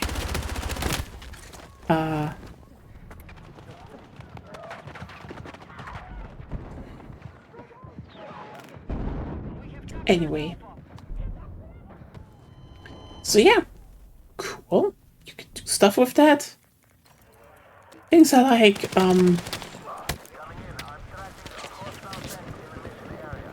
it's just like, when I look at New Subic City, it's like, oh, it's a linear 5-flag layout. Manhattan Bridge. Oh, it's a box 5-flag layout. Empire State. Oh, a box 5-flag layout.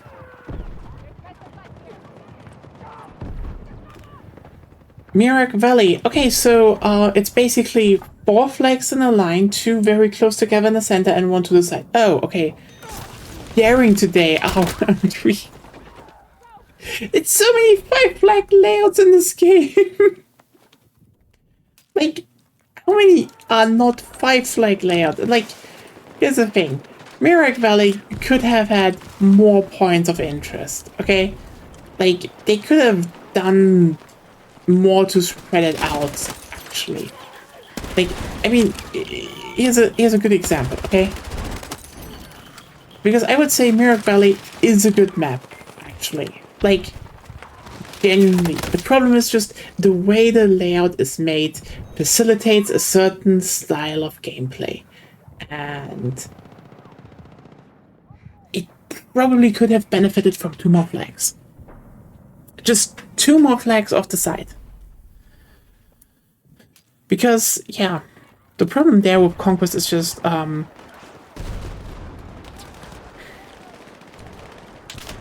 every team has basically a gimme flag, and then you're like, okay. Those are just mostly the forward bases, so you can attack the center structure, which is cool to fight over, but also like, yeah, that's it. You fight over the center structure. Those are the 2 points there, and then if someone holds it, you can maybe swing out to the C flag at the lower part of the map. But this is like the one. Okay, here come the tanks, and you fight over it, and then they don't really do it because one holds them, and then you go somewhere else, and basically you just shoot at the other ones. It's like,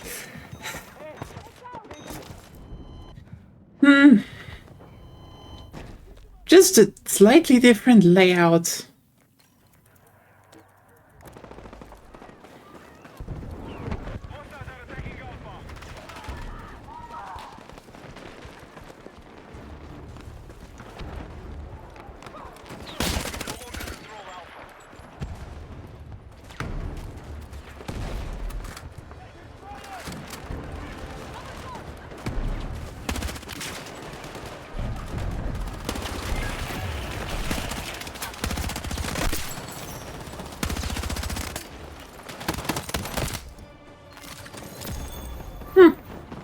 You dog tag.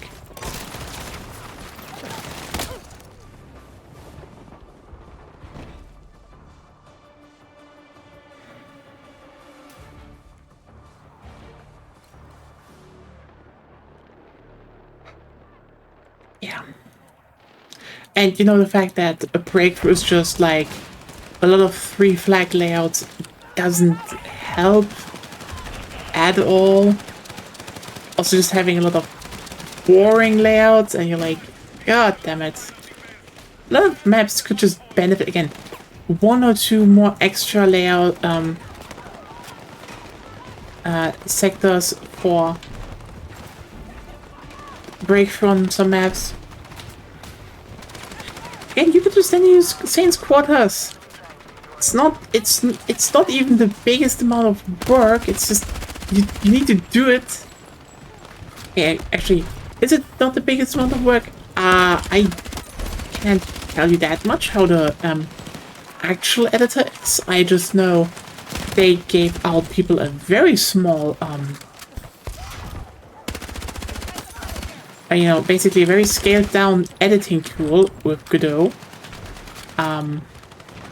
for Portal stuff. And interestingly, for example, people look at Liberation Peak, which is probably considered okay.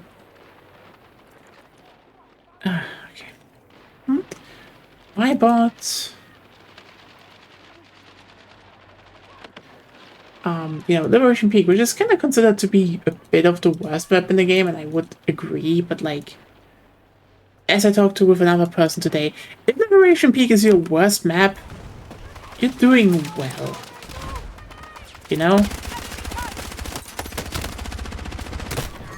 And also,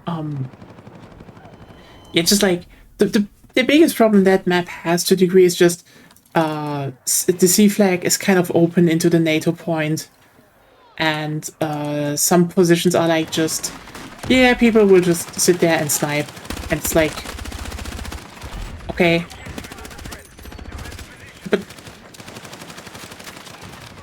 as some people show, for example, Danny did it. It's like, slap a few houses onto the hill, and oh hey, wait, the problem is fixed.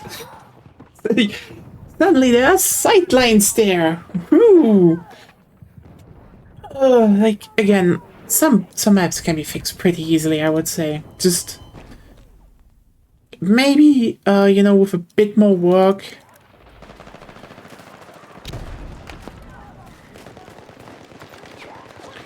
But generally, I would say,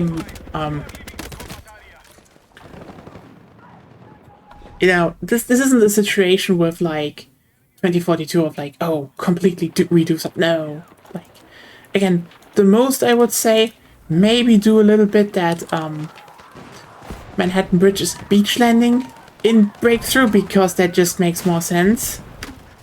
But on the other hand, it's also like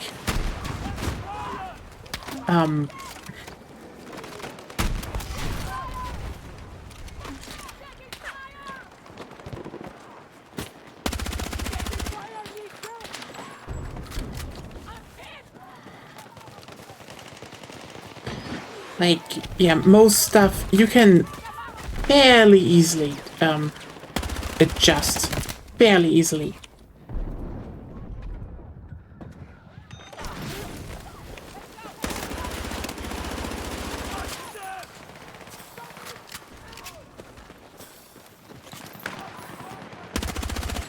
Enemy attack is underway on Bravo.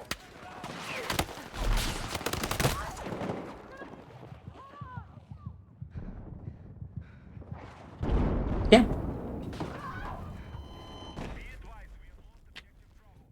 I think tomorrow, Blackwell Fields, which we're gonna play, so be there. I don't know if we're gonna have a few people joining us. Stay with me! Maybe, maybe not. Come on! We will see. Also know when to start, if, depending on who would maybe join. Maybe it's a bit earlier, maybe a bit later.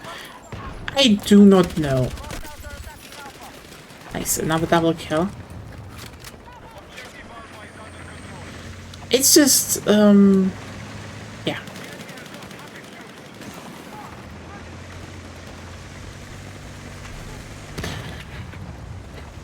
To attack the light objective.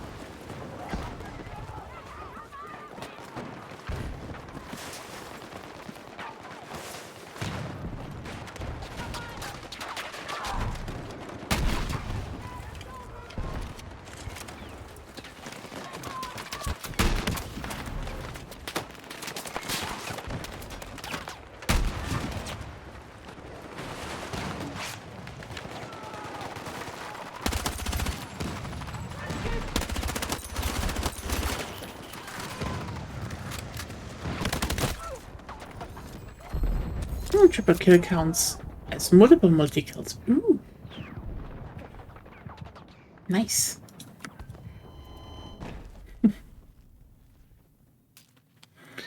But yeah.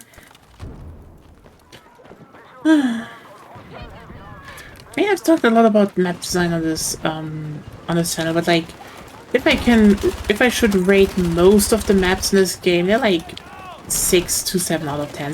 They're pretty solid. Like, again, I'd say with like, aside from Liberation Peak with the sniper positions, which is just like, they would be hilariously easy to fix. So probably we'll see that, depending on how much this is like gets. Because again, sometimes you do not know what is in the mind of a designer. Sometimes this is like completely intended. Sometimes it's just how it's supposed to be. I don't know.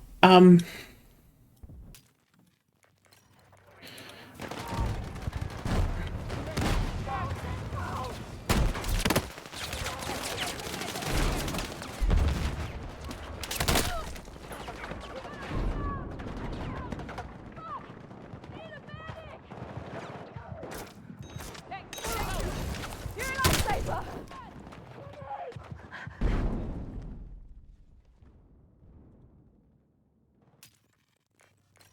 We need to defend the marked objective.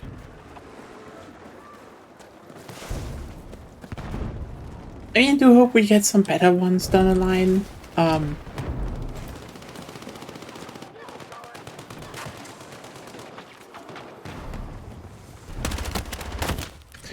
Like, for example, I mean, there are supposedly some remakes still coming, so I do hope they're like, you know, still shadow dropping downtown.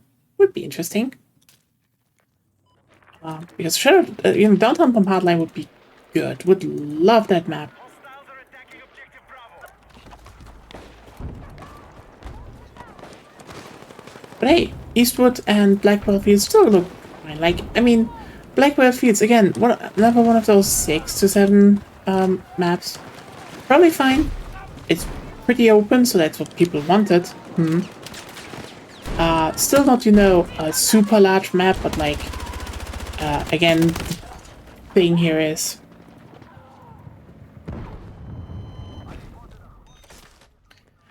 this is like the slowest game in the series in terms of movement, so the irony is, I could, like, if I make a map in this, like, this is a hypothetical, okay? Let's say I sat down and made a new map in this game that is basically the size or a bit, just slightly bigger than Banda Desert. So like, basically the biggest map in the franchise. And let's just say I give it a really good layout. The irony would be, this would be still the game where it played the worst. It would probably play pretty good in 2042. It would still play really good in 3 and 4. And you know what, probably also be pretty solid in 1. Actually, people would be like, holy shit, this might be the best 1 map if it was in that gameplay loop. Because, like, a lot of vehicle stuff in this game works. But when I tell you about the whole, you move slower, you actually see that the best in Firestorm. Because people keep saying, Firestorm feels off, and yeah. Like, 3 and 4 were like, basically the base movement speed of the series. 2042 was basically that, but you could be faster with tech sprint. Okay, now, the crucial thing to keep in mind here is that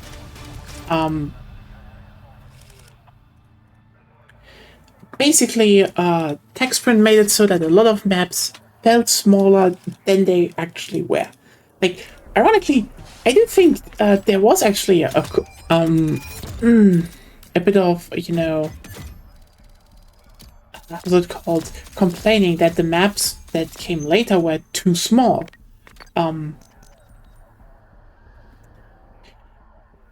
The irony is that if you look, for example, at Haven. Haven is fine. Like, Haven has problems in terms of destruction, and now that I think about it, it would probably work a lot better with the 6 system, but let's just not go there for a second, okay? Again, Haven was just seen as too small. Not enough to do, you know, and fair.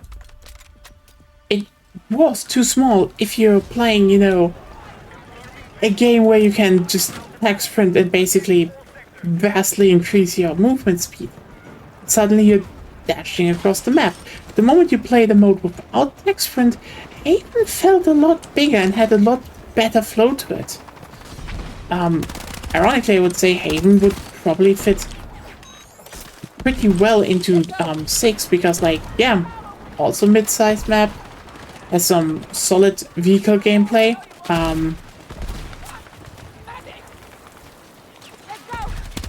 Like, the fact that 6 is slower even would make it so that people actually had even more time to work around the map. So, yeah. Pretty cool.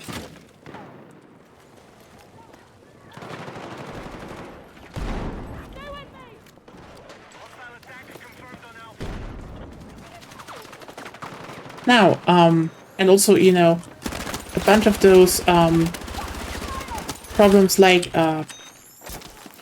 oh hey, you can't go, you know, everyone can grapple onto certain buildings or, you know, move up on certain buildings because there are no extra pathways there. Just, you know, just people with grappling hooks or wingsuits, which is stupid, but oh hey, wait. The one movement option you had for that in 6 is the ladder, and everyone can use that. Yeah, it would be a lot better in my opinion. But the thing is, I don't say this would make Haven a better map overall. It would just, but it would make Haven flow a lot better, like vastly improving the gameplay flow on Haven. Similarly, I would say if you put something like, oh, how was it called again? I like this. This is the one map I'd say they should actually bring back. I don't know. It's the one in South Africa, you know?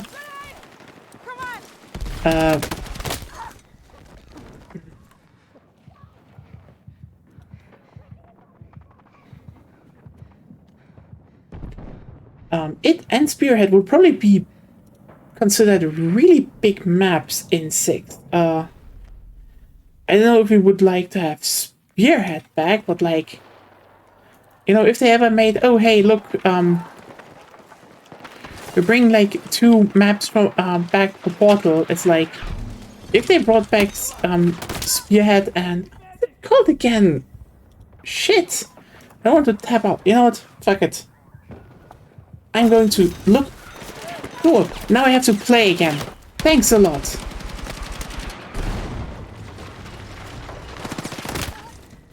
Now, please stay dead.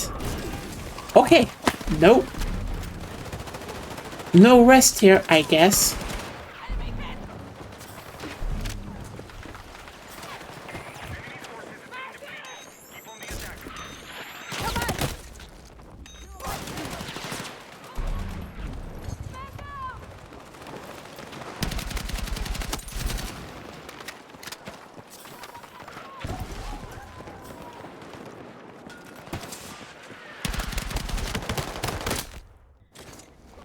Now,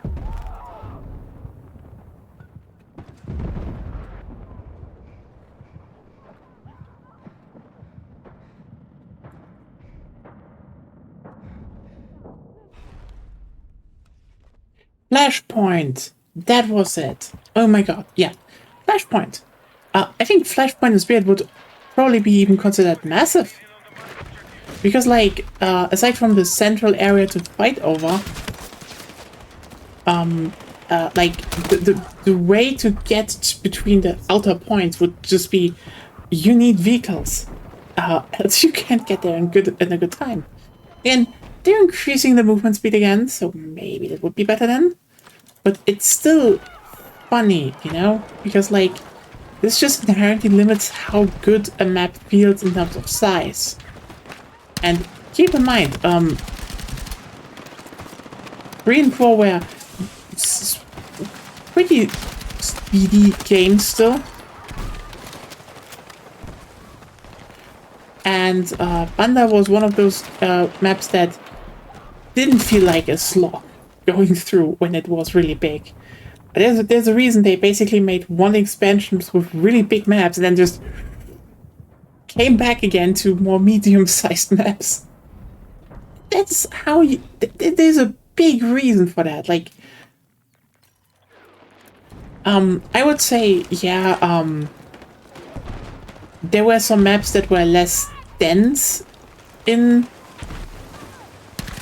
3, like, for example... Oh yeah, right, god damn it. New Soviet City feels just like basically denser Kark Island to a degree, some parts. But denser in the sense that some areas were just more open and whoops, that's it.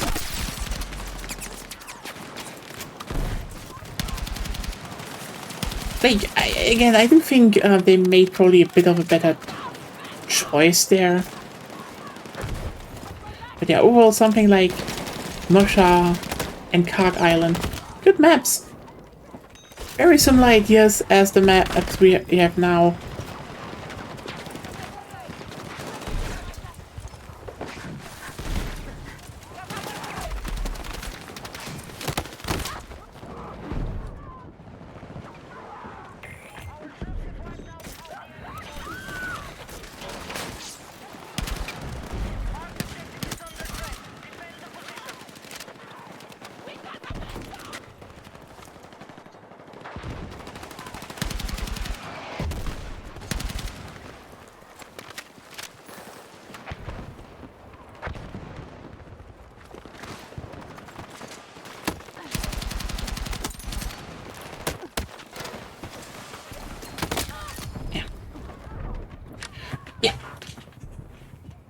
So yeah, I mean, again, Battlefield 3. I will keep people reminded that yeah, there was Banda Desert, and that one was big, but every other map in the game was not that big.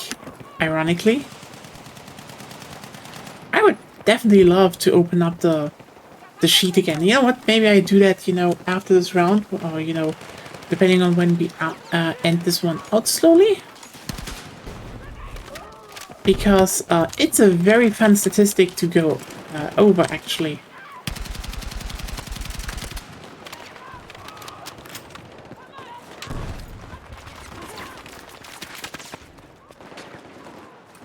But yeah, Flashpoint and Spirit, they would be considered pretty huge maps in this game. It's simply because, you know, again, suddenly walking between flags would be kind of a pain. Even on something like Flashpoint that was already told as, oh yeah, we're making smaller map. Keep that in mind. Flashpoint was the smaller maps of the first 4 seasons. Yeah.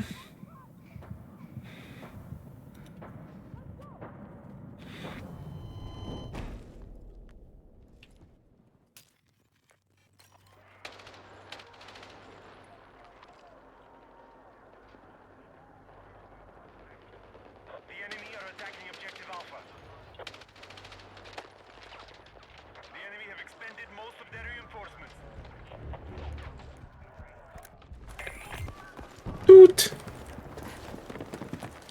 Girlfriend gets wind up again.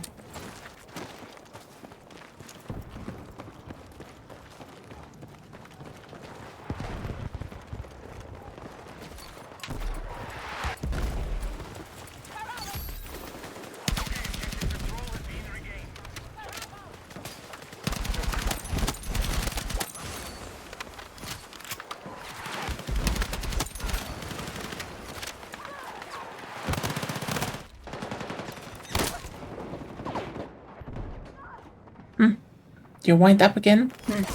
Good. Thank God for clockwork girlfriends.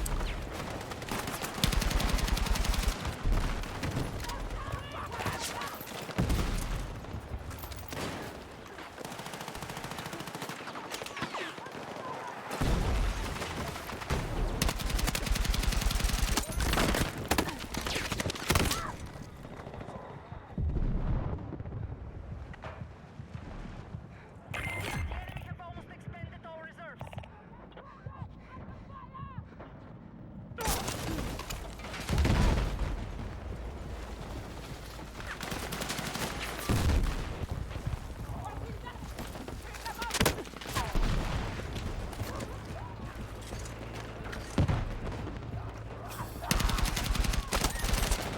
Go.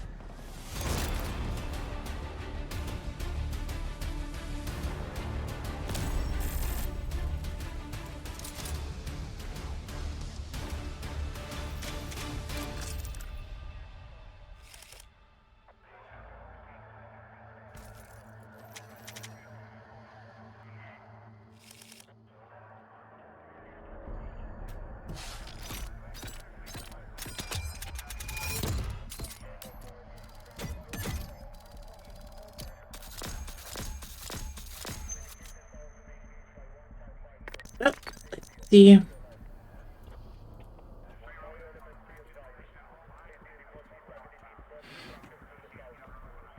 I guess keep reviving then. It's just a grind thing, actually.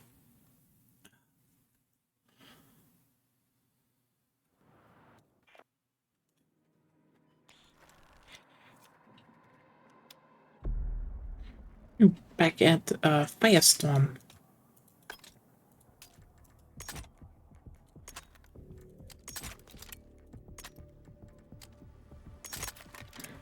That one is actually just better. Oh yeah, what? Aim down sights speed? Yes.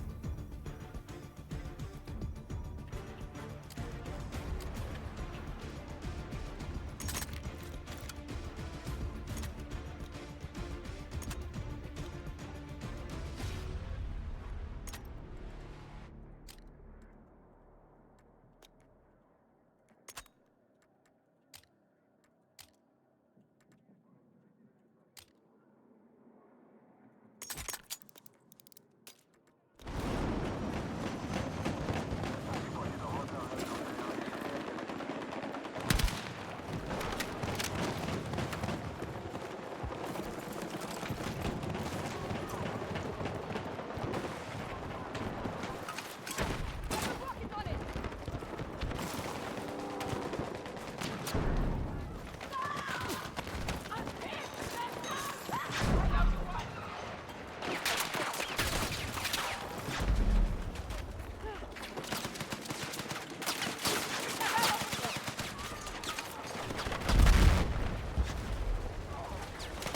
Do you think they could have actually added a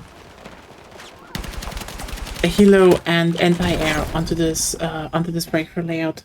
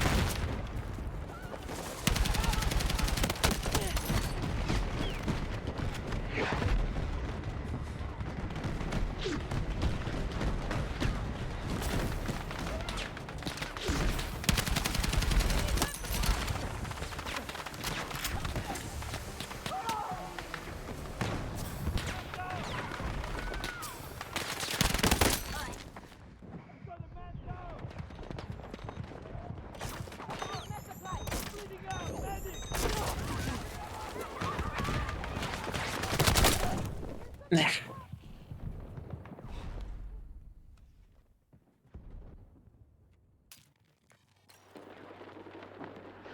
We need defensive support on the marked objective.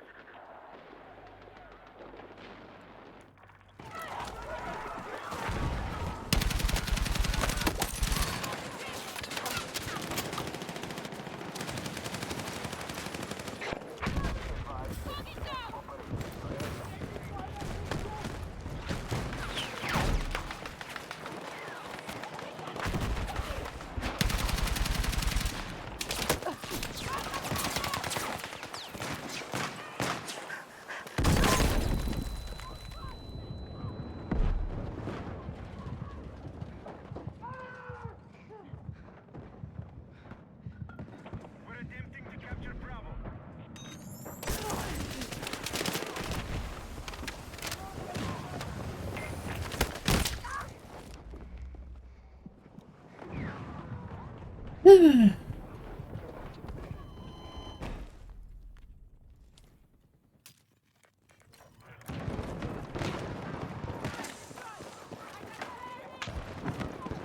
Yeah, actually, Firestorm is a good example for things feel off because the layout of the map was not designed for a slower movement speed. Now that there is a game with a slow movement speed, it feels off. It's not a bad map still, it's just, yeah, it feels off now.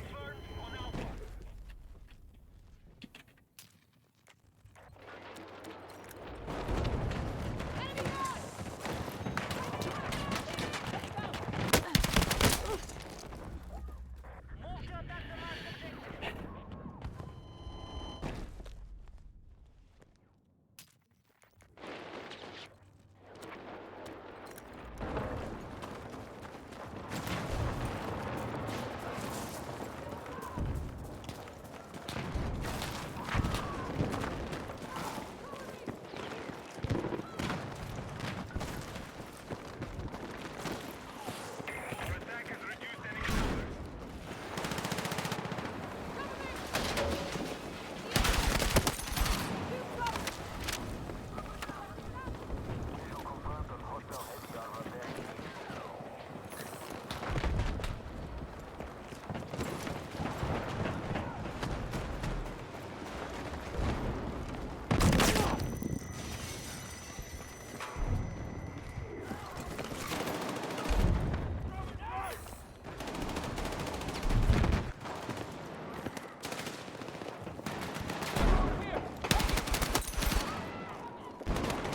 The enemy has secured objective Alpha.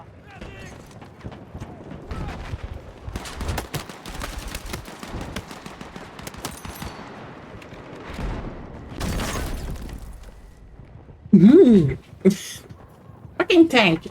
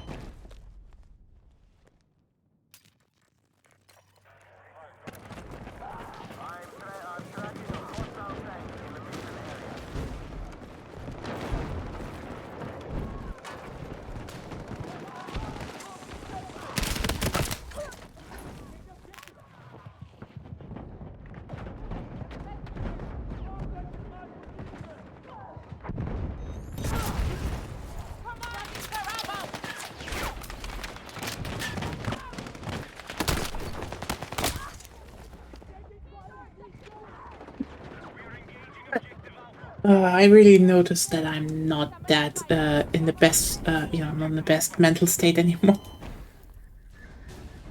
Probably getting some walk-in soonish will help. Our troops have wiped out half the enemy forces.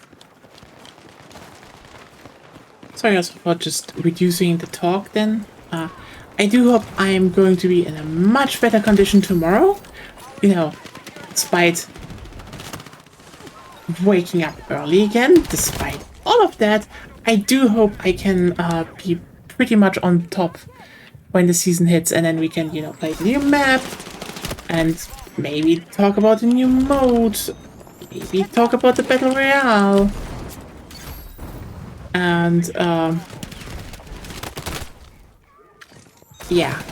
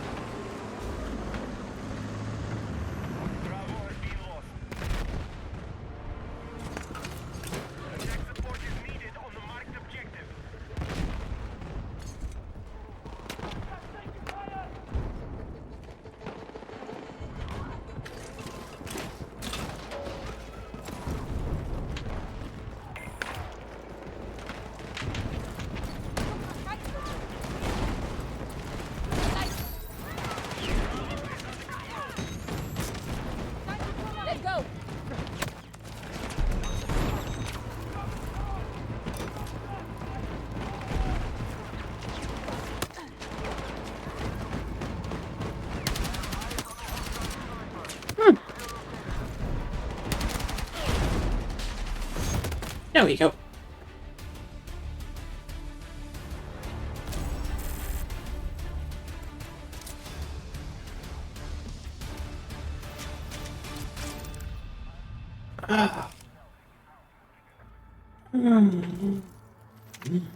Ouch.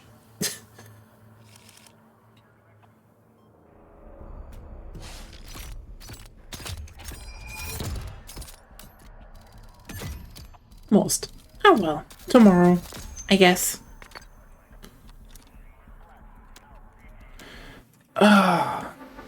So, still want to wrap a few things up before we end this year. First of all, it's kind of funny how, you know, Season 1 sneaks in here slowly. Tomorrow is the day, so duh. Probably gonna even have the carbines unlocked.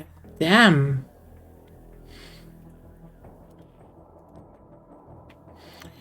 Yeah, carbines and MPs actually unlocked. That sounds nice. Then maybe I will sit down and one day do the quad, because I've heard that this one is really good. Like, that's like apparently the best rifle according to some. So yeah.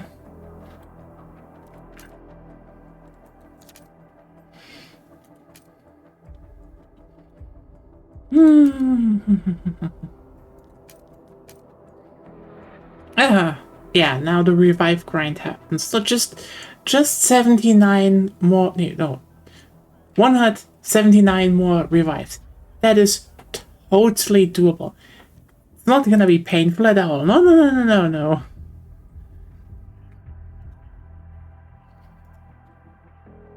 I should probably also do that at some point.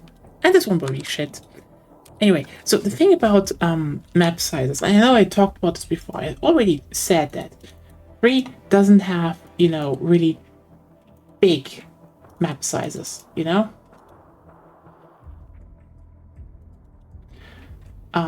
But let me just... There we go. Good thing I fucking... This was before 2042, but still. The thing here is, the biggest one they had was Banda Desert. That is like up until 2042, and after the reworks again, I think still the biggest map in the franchise, you know, besides Hellboy. But that was a Battle Royale map, so who cares? And then there's a lot of times nothing. Like, here's the thing. I know people are always like, oh, what are big maps? Okay, yeah, so big maps is Alien Plant, second biggest, Highway Tampa, Zata Wetlands, Goldwood Railway, El Alamein, Boucher Pass, Panzerstorm, Dragon Valley. Those are like known big maps. Sinai Desert. Sinai Desert was like the biggest BF1 map at launch, and it worked. Hey, I mean, Mirror Valley kind of borrowed the fucking flag layout from it. So that's that. Operation Market Garden from 1942. Gazala. And then we have Armor Shield and Albus Mountain. Just kind of pretty close together.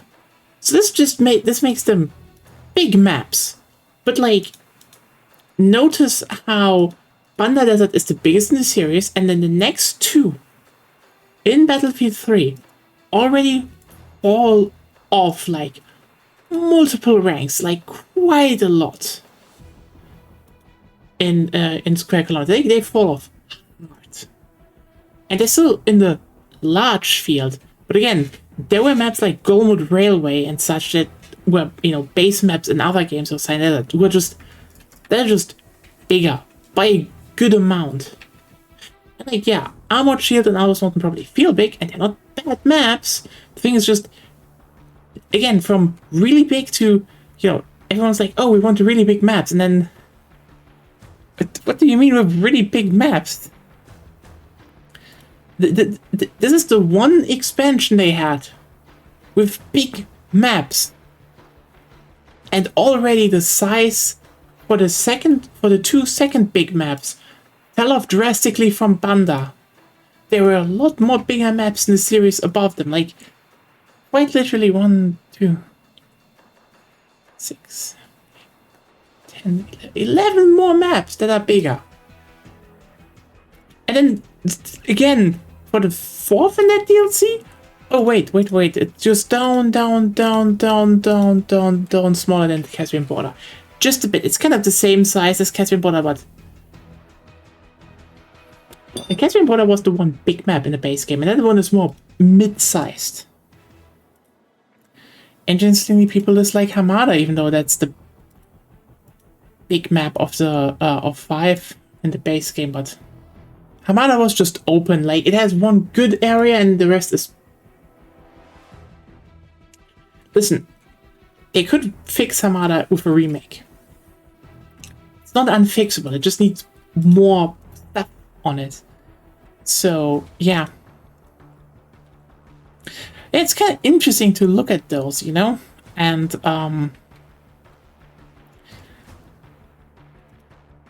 basically, all the other BF3 maps, now that I look at it, yeah, Tehran Highway, etc., they're all below that.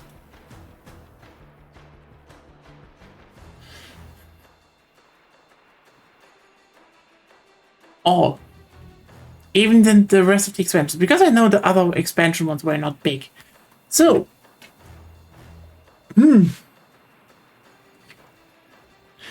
So that's like the funny thing when people say, oh, the series needs big maps. Literally, the most popular one in the whole series had one really big map in the expansion, then 2 more big maps, but, you know, more on the average scale of big. And then one that was just the same size as, you know, Caspian Border. Anyway, hope you had fun. Thank you for tuning in. See you all tomorrow for Season 1. And, okay, I don't know if I'm gonna stream the Battle Royale. Apparently it's out tomorrow. I'm not a Battle Royale person. Maybe, if someone's there and we have time and we just are like, fuck it, let's boot up the Battle Royale and do some bullshit for 1 or 2 rounds, I might stream that. Maybe this is gonna be a big one tomorrow, maybe not, I do not know. My plan is just Blackwell Fields, the multiplayer, maybe have some guests on, just so we have a bit of a squad fill. That's it. If we then dabble into the Battle Royale for shits and giggles, who knows? I'm not a Battle Royale person. So yeah, see you all tomorrow. Stay safe, stay healthy, and good night. Bye!